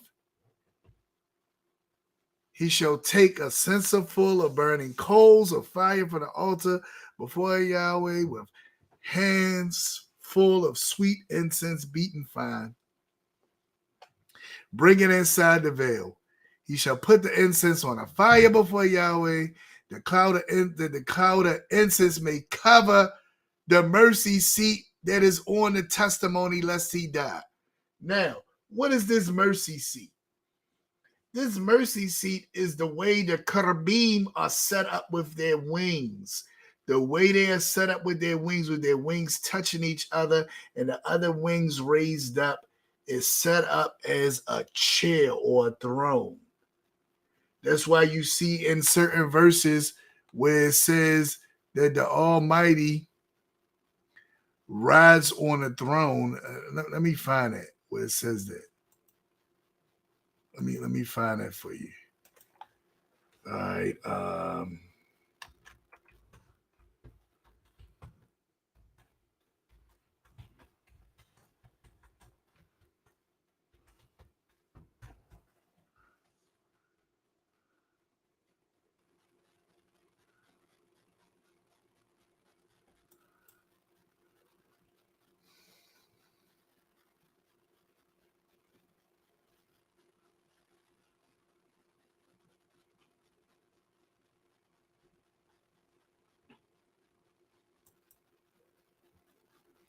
I want y'all to see this.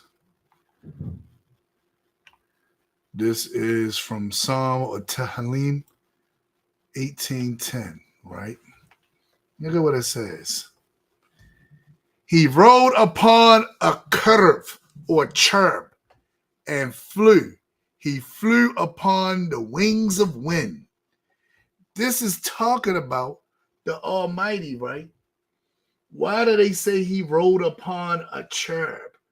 The idea is the way the cherubim or the cherub was set up within the throne, the way their wings touch and arms expanded. He sat on their wings. It was as if he was sitting on them. This is where this imagery comes from. But if you don't really understand that, then you'll just say, that's just weird. Why does it say he rides on a curb? Why would the Almighty ride on a curb? Think about it. Why would the Almighty need to ride on a cherub or a curb? Right? Why would he need to ride on it? It wasn't that he was riding on it. The idea is that was his throne. Just gave you that. So y'all can look more into that. But that's the idea behind it, right? That was his throne. Now let's go back to this. So you got this idea of this throne of the Almighty. Now look at what it says. Aharon had to cover this. So he was, because if he saw it with his naked eye, he would die. But yet we're going to hear how Ron Wyatt was able to see it and nothing happened to him. Nothing happened to Ron Wyatt. Ron Wyatt saw this and he was good. But if Aharon and them would have went in there and seen this, they would have died. Now, but I'm going to leave that alone, right? He says,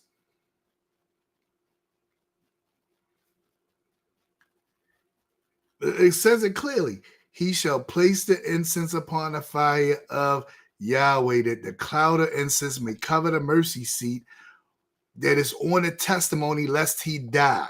So if Aharon, the Kohen Hagadol, was to go into the Holy of Holies and see the mercy seat without it being covered by the cloud of smoke from the incense, he would die. But Ron Wyatt wants to believe that he saw it and nothing happened.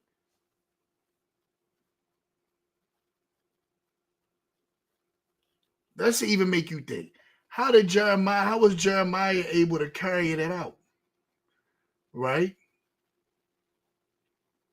He had to have covered it, because if to see it with your naked eye is death. So Ron Wyatt wanted me to believe that this thing was uncovered and just sitting in the cave regular. That don't even make sense.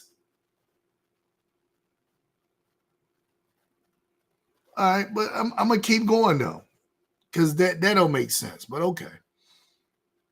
Then it says, he shall take some of the blood of the bull. The blood of who? The bull. No, he can use the blood of a human being. You can't have no human sacrifices for the Almighty. You can't take no blood of no human being and use it for the Almighty. We just talked about this last week when it was talking about power in the blood. You can't take blood from a human being. I don't care who the human being is. The Almighty is not going to accept the blood from a human being, especially for Yom Kippur. That's when the ceremony supposed to take place, not on Pesach. This is on Pesach where the Mashiach died on the cross. This is on Pesach where he claims the ground cracked and blood dripped down on the inside and went 20 feet down and hit the mercy seat. This is on Pesach. This is not on Yom Kippur. It's only on Yom Kippur that any blood on a mercy seat was acceptable, and it wasn't human blood. What kind of blood is acceptable? Let's look at this again. It says, he shall take some of the blood of the bull. Not a human being, the bull. What bull? The bull that he just sacrificed for himself. He just offered for himself.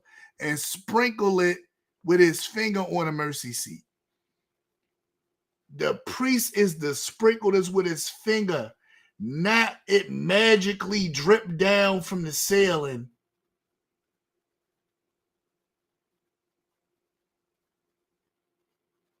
He shall take some of the blood of the bull and sprinkle it with his finger on the mercy seat on the east side. And before the mercy seat, he shall sprinkle some of the blood with his finger 7 times.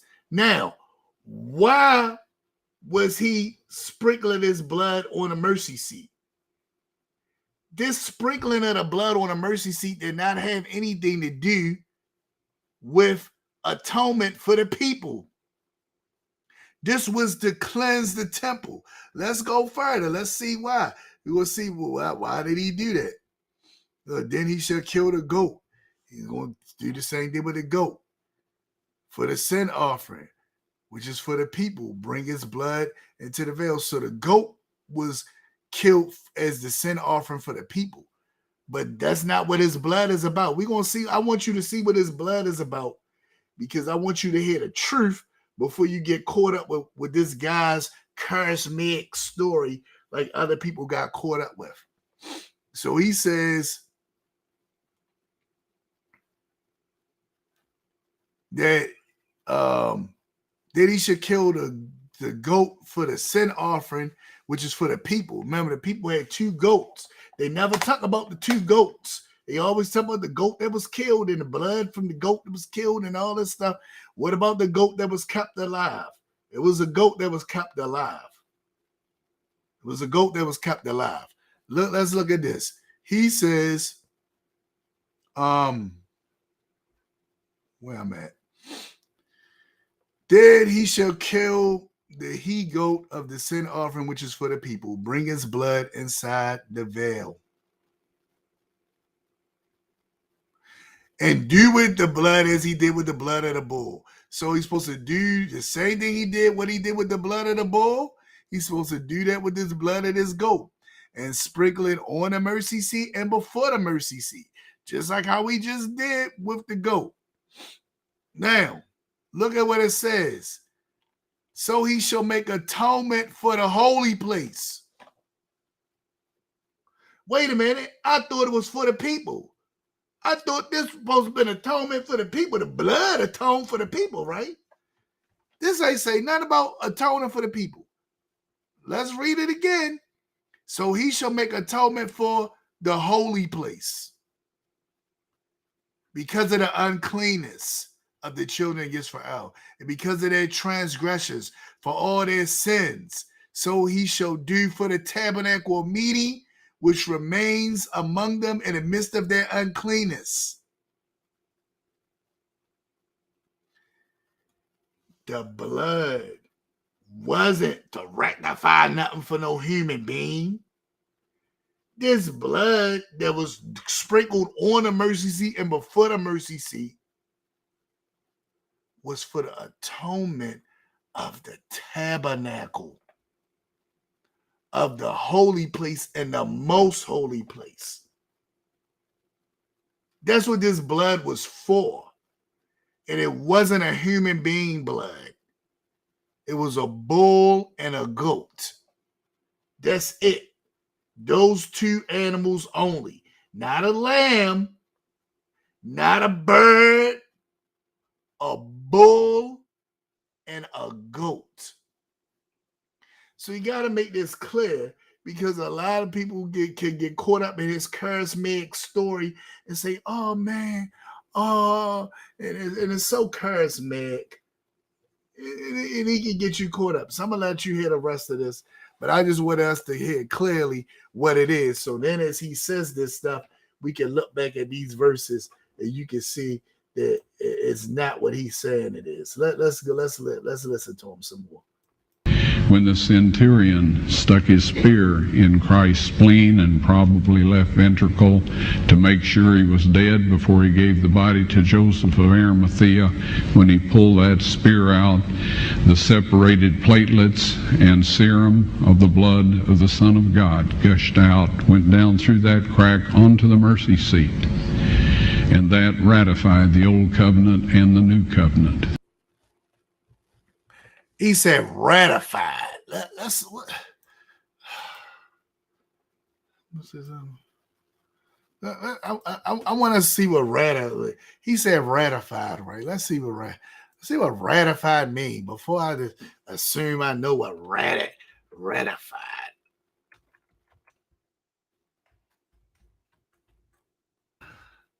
Something is ratified.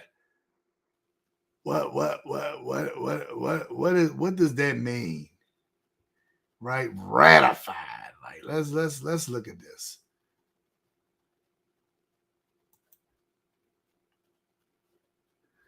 He said ratified, right? Let's look at this. According to dictionary.com, ratified is the past tense of ratify, and it means a sign or formal consent to a treaty, contract, or agreement, making it officially valid. The blood on a mercy seat. And let me close it up. I need y'all to see me clearly as I say this. The blood on the mercy seat had nothing to do with ratifying anything. Let's look at it again. I want you to see. Ratified, right? Ratify means to sign or give formal consent to a treaty, contract, or agreement, making it officially valid.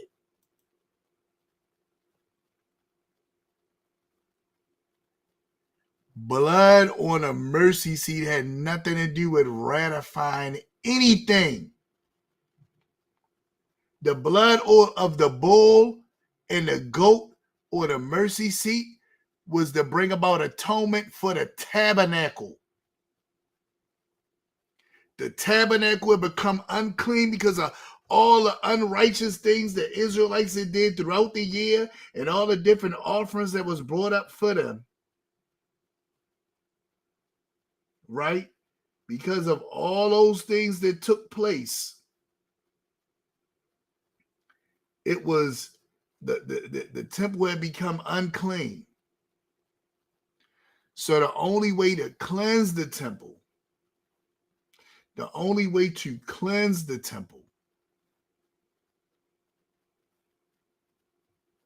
was to have this blood sprinkled on the mercy seat and before the mercy.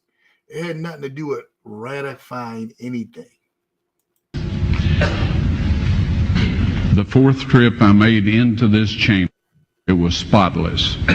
The furnishings were set in perfect order. The Ark of the Covenant, however, had been placed against the wall, the end of the cave.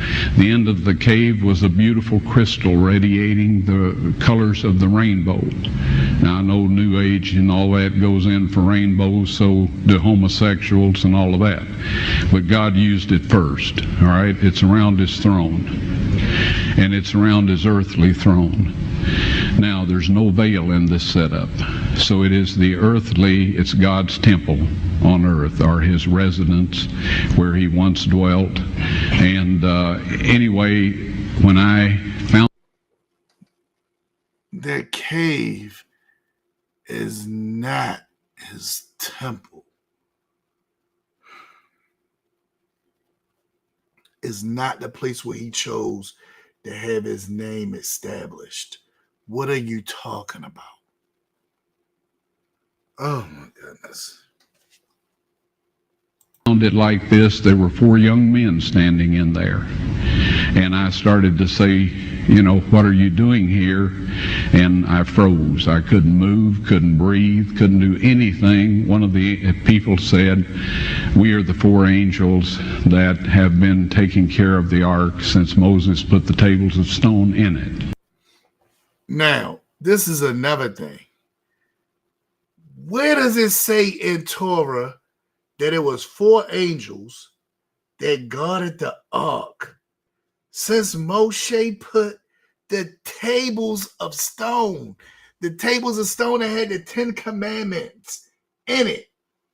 Where does it say anywhere that this was guarded by 4 angels?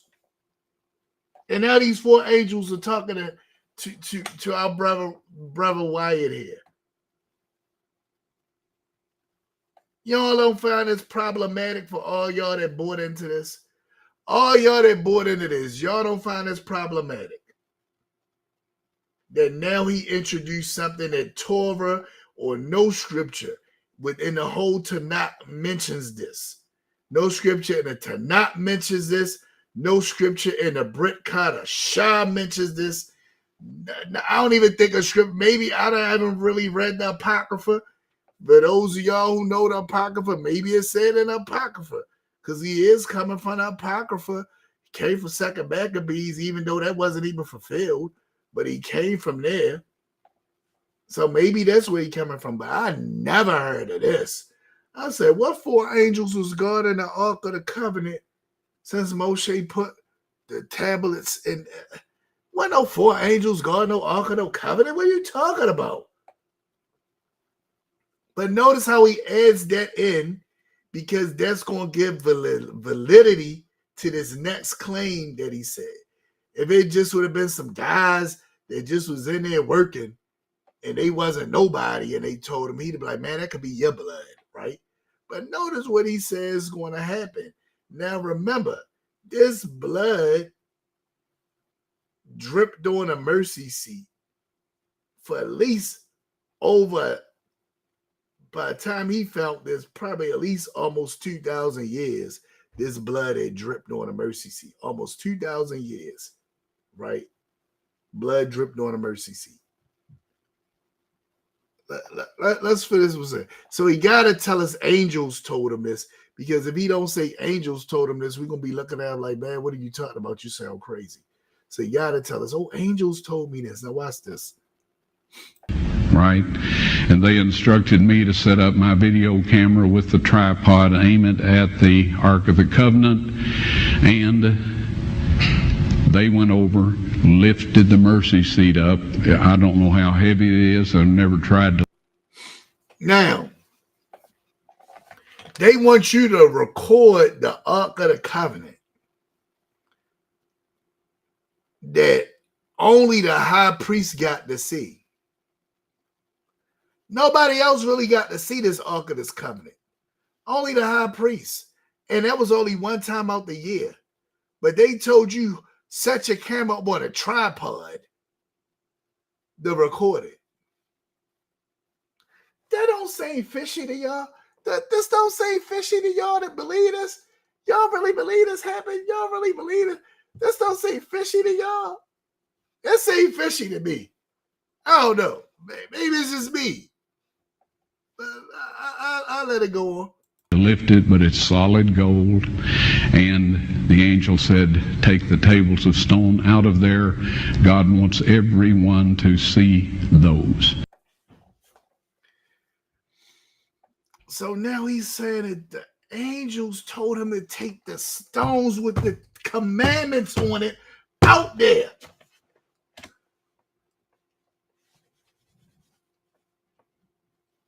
Why? Who does he want to see it? And why do he want them to see it? This don't even make sense. The whole story makes no sense at all. But I'm going to let him keep going. I want y'all to see how this story don't make sense. I took them out. All right. He took them out. They put the mercy seat back down over the Ark of the Covenant. I backed away a little. He took them out and didn't die.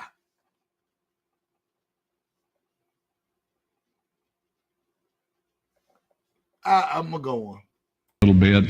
The angel came, got the tables of stone, put them on a rock ledge inside the chamber, and I was then instructed to take a sample of the blood from the mercy seat. Now, after he took the tablets out, now the angels took it and set it on the wall. Why they couldn't just do that at first? Why he had to touch it himself and then he took it from him? The whole story don't even make sense. Now they tell him scrape some blood from almost 2,000 years ago from off a mercy seat. And then they're going to tell him, that's what they tell him to do. Have that analyzed. Why? Why do some angels care about having blood analyzed? Like, who is listening to this man? I'm sorry. And it was a fellow Israelite that got him lifted up because he said, oh, the blood of Yahshua. And I was like, huh? No.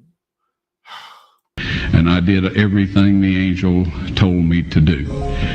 Real quickly, okay? Dried blood is dead blood.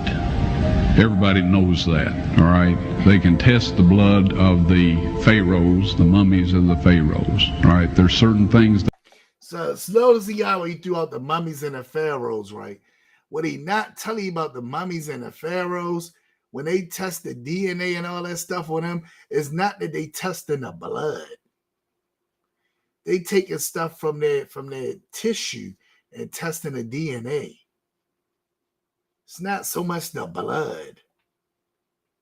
This guy wants you to believe he's bringing up mummies and all that because he wants you to try to equate this blood on a chair that he knows sound crazy when people hear it to mummies. Because you'll say, well, if they could get blood from a mummy, and they can get blood off a chair. What are you talking about? That's not even what happens. They don't get blood from no mummy. Oh my goodness. Please, come on now. They can do. They cannot get a chromosome count by any method I'm familiar with, all right? Things keep changing. I don't profess to know everything. However, there's no way I know that you can get a chromosome count out of dead blood. You can get a DNA and some other things, but not a chromosome count, all right? That's done by living white blood cells. Now then, first of all, in this analysis, I took the blood into a laboratory in Israel. I asked one of the people I work with in antiquities, where is a good laboratory that does reliable work? And they said, such and such, such and such. I took it. I just said, please examine this blood and tell me what you can tell me about it. All right? They said, well, look, we're going to reconstitute it. We're going to put it in normal saline and keep it at body temperature for 72 hours with gentle swirling. All right? That's their business. That's great. I said... Hold on. I'm sorry, people. Hold on. I don't say that angels are around Elohim's throne in heaven. What would it say? I'm sorry. I can't make it out. It won't let me see all of it. My sister, she says, I don't say that the angels are around Elohim's throne in heaven, so it wouldn't be off to me.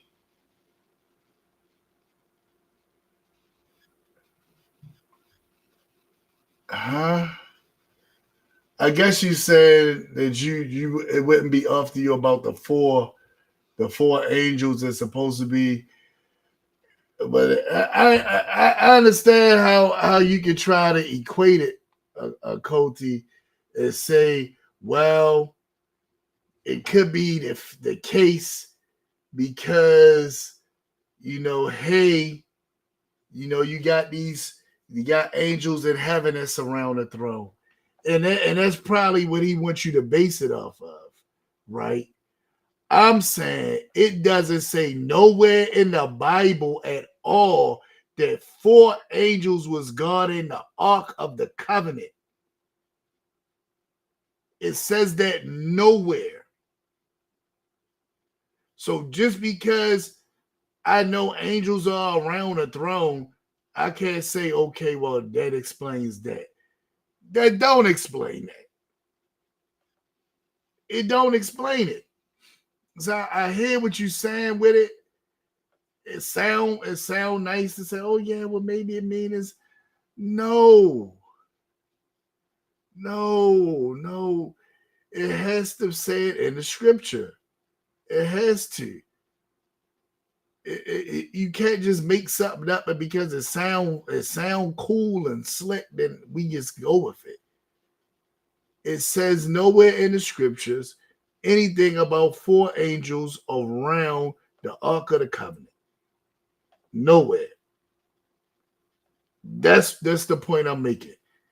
What we can assume later and kind of go with and figure out and say sounds good, that's one thing. But we can't go against what it says in the scripture. He says, don't add to my word and don't take away from it. This guy is adding to it by telling me that 4 angels were surrounding this Ark of the Covenant since Moshe put the tablets in there. And then they gave him permission to touch the tablets that they was guarding for all this time. But he, so special, he was able to touch them. And then they took them from him and put it on a shelf when they could have did that themselves. And now they're going to tell him to touch some blood.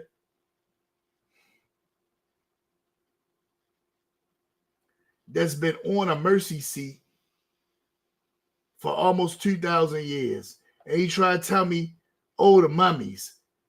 So it's like he tried to throw out stuff for you to be able to understand, for people that's logically thinking and saying, wait a minute, what's happening here?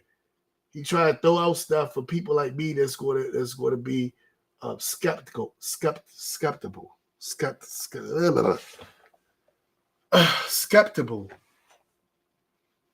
And he said, you know what? I got to be able to answer these guys because they're going to be arguing against it. What can I say? Oh, I'll say this. I'll say that. And that's what he said. And I'm like, dude, what are you talking about? So I hear you.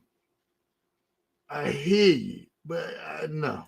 Now I want to be there when you check it out. They said, fine. So I was back.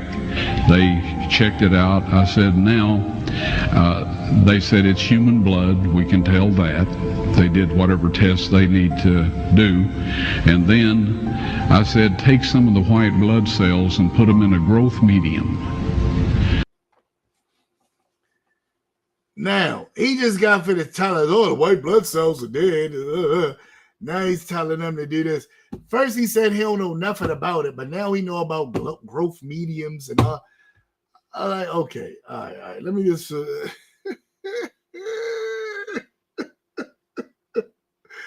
me just let it go. And keep them at body temperature for 48 hours. And they said, well, that'll do no good because it's dead. You said that too. But let's keep it going. Blood. I said, would you please do that for me? And they said, okay, we'll do it. So anyway, I said, I want to be there when you take it out and examine it. So I was back there. They took it out, examined it under a microscope, and the one technician called the other one over there, and then they called the boss over there, and they were talking Hebrew a mile a minute there for a little bit, and they looked at me and they said, Mr. Wyatt, this human blood only... All right, I say it now, Cody. I can say it now. Well, this kind of slick. I like this thing. Okay, so it says, I guess it said, I know it don't say the angels are around Elohim. No, I know it says the angels are around Elohim's throne in heaven, so it wouldn't be off to me. All right. That's what you said. Okay. All right, I can see it now, because I couldn't see it at first. Oh, man. I didn't even know that was right there like that. Okay. So I can see that popped up. Okay, I'm going to leave that up in case you say something else. Now I can see it. That's slick. I think I can. Let me see if I can show it. Show you what you said. All right. Wow, look at that. Look at that. Oh, I'm stepping it up. I'm telling you, everybody, I gotta step it up for y'all. I don't want to keep being in one place. I want to be able to step everything up for y'all. You know, and that's where I'm at with this. So I'm happy that I'm able to step it up. Wow, I didn't even know I could do that. Oh, you can do stuff. All right. I know it's too late for that. I know y'all like, come on, brother. Come on, this is too late for that. It's too late. And I don't want to wake nobody up. So I'm keep down my noises. Anyway, So let's keep going with this. All right, so he says, well, let's finish seeing what he says. It has 24 chromosomes in it. Now, how many chromosomes is supposed to be in the blood? How many chromosomes? You got 23 that come from the mother, 23 that comes from the father, right? So altogether, it should be 46, right? He says it's 24. See, this is what our brothers and sisters from the Tanakh only community don't like. When we start making the Mashiach into some other kind of being. See, but he's building off of Christendom, which teaches this ideology. It really messes us up. We got to get out of this. We got to get out of this. Like, come on now. 24 chromosomes. Listen to how he explains this. Everybody else has 46. You see 23 from your mother, 23 from your father, 22 autosomes from your mother, 22 autosomes from your father. You get an X from your mother, you may get an X or a Y from your father, all right? This blood had 23 chromosomes from the mother's side, one Y chromosome only. You see, the child could not have developed if they hadn't had the autosomes from the mother. Now, what he said, according to everything in science, don't make no kind of sense. But I know my spiritual people, they're going to say, that's fine with me too. I could agree with that. Really?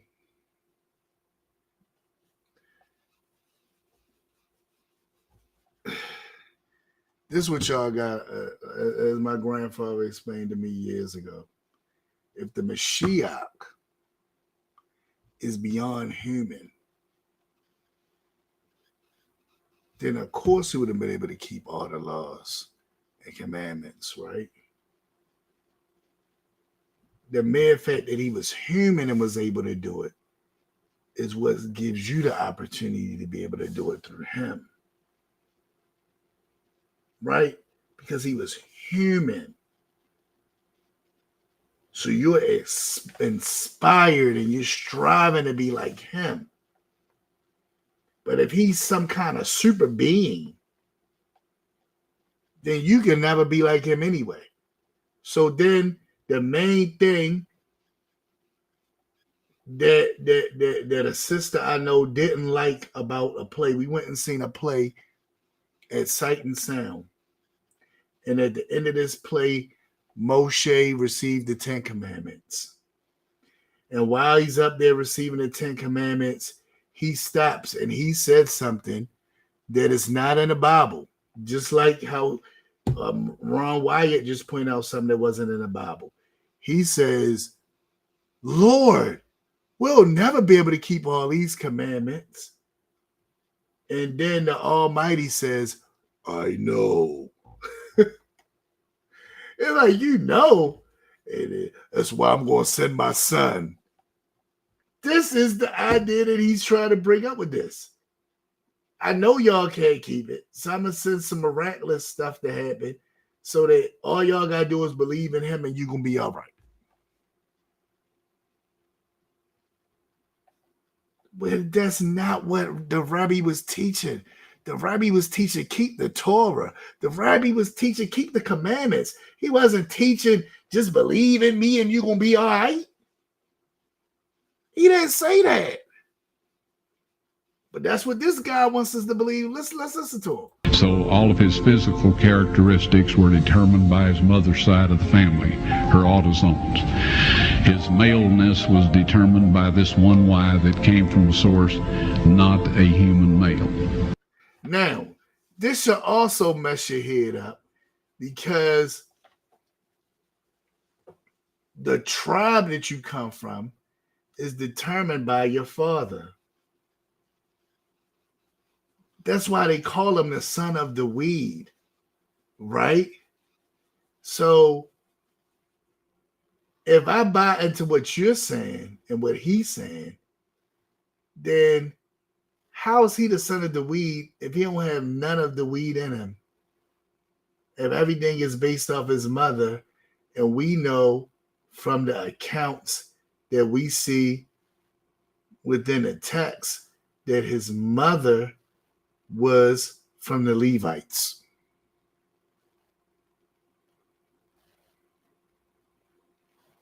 His mother was from the Levites. So if his mom is from the Levites, then how can we attest to this idea that he's the son of the weed? Or even the son of Joseph? See how it don't make no sense? This is all based off of Christian superstition. And when you believe in things that you don't understand, then you suffer. Superstition ain't the way.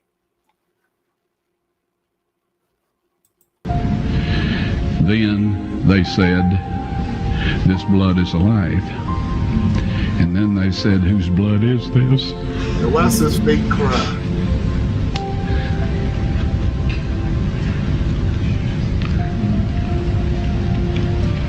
I said, it's the blood of your Messiah. Now watch how he come right out of this crying and be regular again. That's his justice. And I assure you, those men's lives have changed.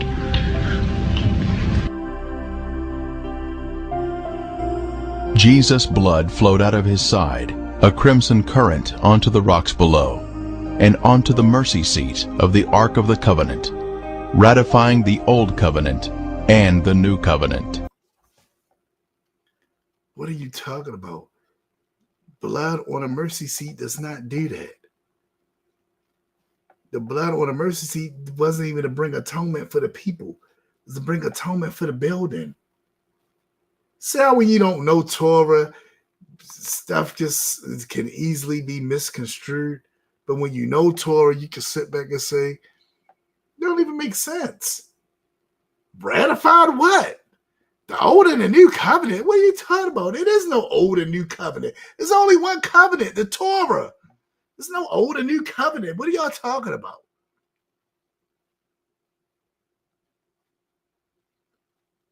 It ratified the old and the new covenant. What old and new covenant?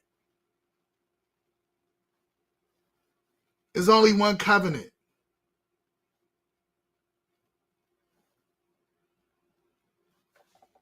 Oh my goodness.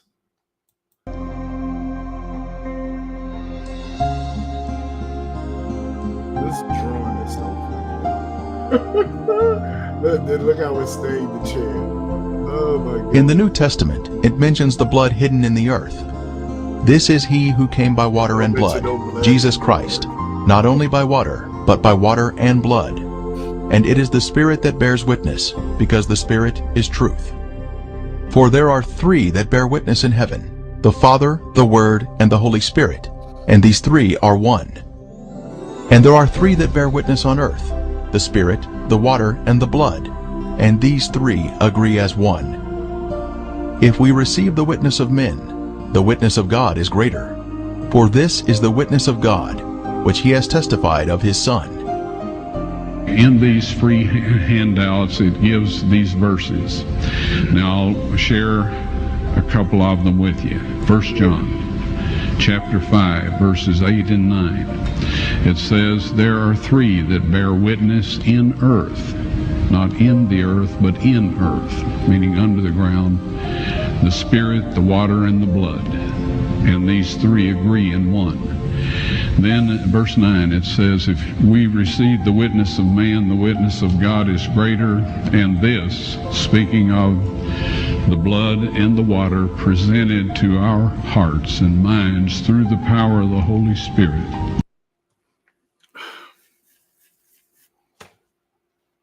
I thought he just found some blood dried up on the seat. Where the water? Was water on the seat too? I'm confused. And what about the spirit? So you can just take verses and try to make them mean stuff that it don't mean. Oh my goodness, yo. This is too much. I mean, this is the Father's witness and testimony of his Son.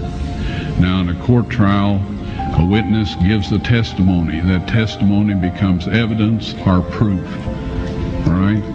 So what this is saying in our language of today is that the blood and water on the mercy seat of the Ark of the Covenant, the earthly throne of the living God, is the Father's proof to the inhabitants of this world that his Son has indeed died for us, that we have been redeemed, and that we can come to him. So he's telling me that the Almighty wanted him to find this ark of the covenant that's supposed to have been buried away until the Israelites were gathered together by the Almighty and had mercy shown to them. But no, they not gathered yet, but I'm still going to let this be revealed to you so you can let people know about it so they can know to believe in the Mashiach. What? Hold on. I want to rewind it a little bit. Let's say I'm say it again. Covenant, the earthly throne of the living God, is the Father's proof to the inhabitants of this world that his Son has indeed died for us. That you finding some blood on a seat is proof. So bump what I've been reading, bump trying to understand and make sure that what I've been reading about is in line with Torah and all that. All I needed was you to find some blood on a seat. Now I know that's proof because you found some blood on a seat. Get out of here. We have been redeemed and that we can come to him in the name and blood of his Son, receive forgiveness and restoration, so that one day, as recorded in the 22nd chapter, 14th verse of the book of Revelation, it says, blessed are they that do his commandments, that they might have a right to the tree of life and may enter in through the gates into the city. Now, blessed are them that keep his commandments. That they not blessed are them that believe that he found some blood on a chair for over 2,000 years and was able to see that it was 24 chromosomes in it, which don't make no kind of sense at all.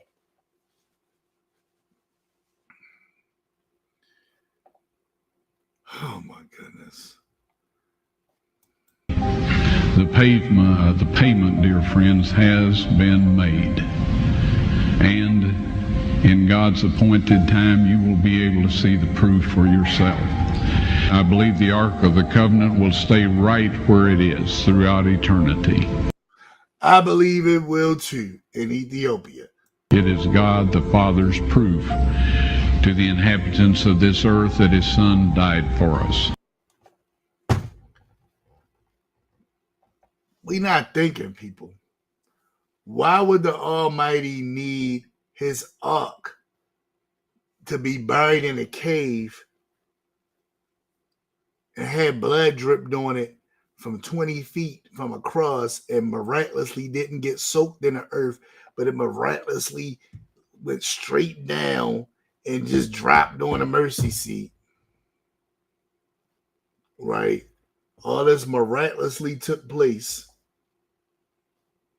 even though the scripture again says nothing about the ground cracking and blood going through it. Let's think about that too. It says nothing about the ground cracking and blood going through it. But yet, this is what you're telling me about. That the ground cracked and blood came through it. But yet, it says nothing about the ground cracking and blood coming through it. Nowhere. Out of all the miracles that was told in the Brit Kadashah, not one of the disciples talked about how the ground cracked open and his blood dripped down through it and fell on a mercy seat. But you want me to believe that that took place. And then you telling me that that's my proof? That ain't my proof. I'm going to stake my proof and my beliefs in the Almighty on a tale that you telling me about up being buried underground, having blood drip through it. I don't know who blood that is.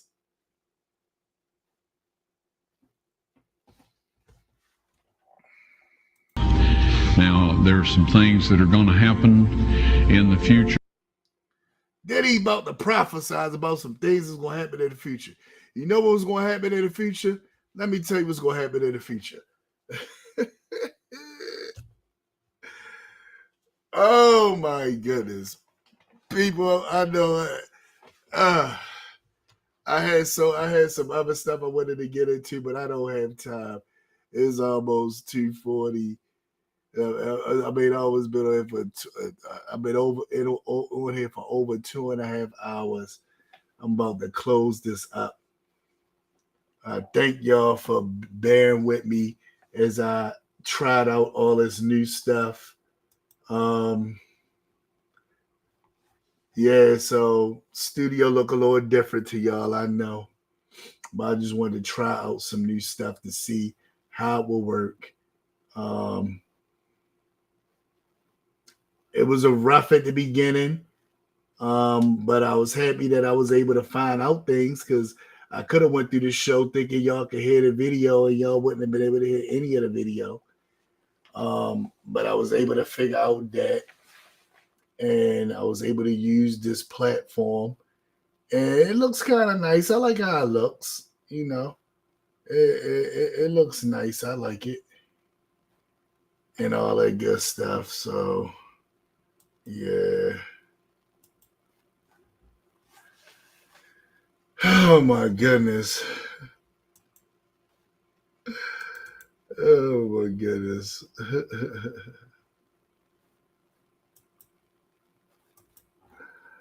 I don't know why this is doing this. But anyway, I thank all you guys again for being on here, bearing with me and all that good stuff.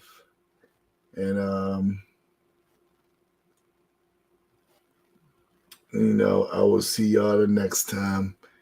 I'm gonna try to be more concise because I know it's late and everybody on here. I'm gonna see if I can change something. I want to be able to be on here at a reasonable time where people can stay on here with me. I don't want to get on here late like this and then it's like almost 12:30 and people done got off. Ain't nobody on here. I might go back to Tuesdays.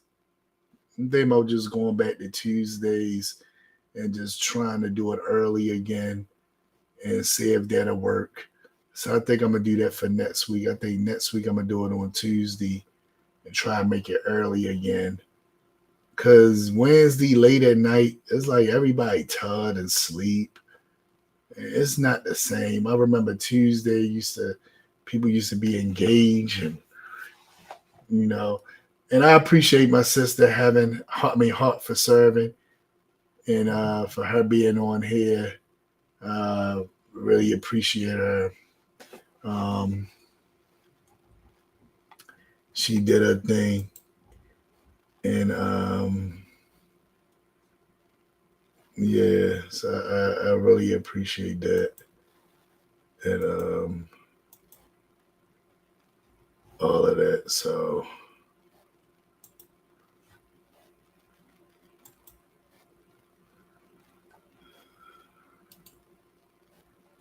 I'm trying to see if I can what's her face.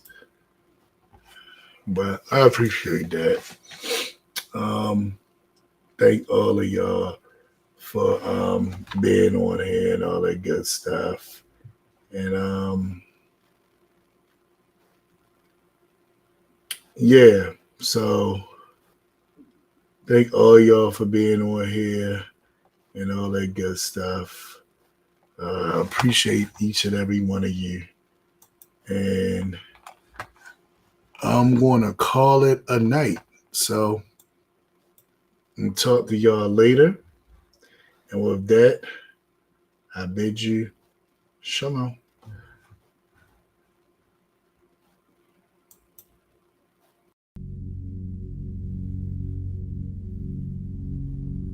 Shema Yisrael Adonai Elohim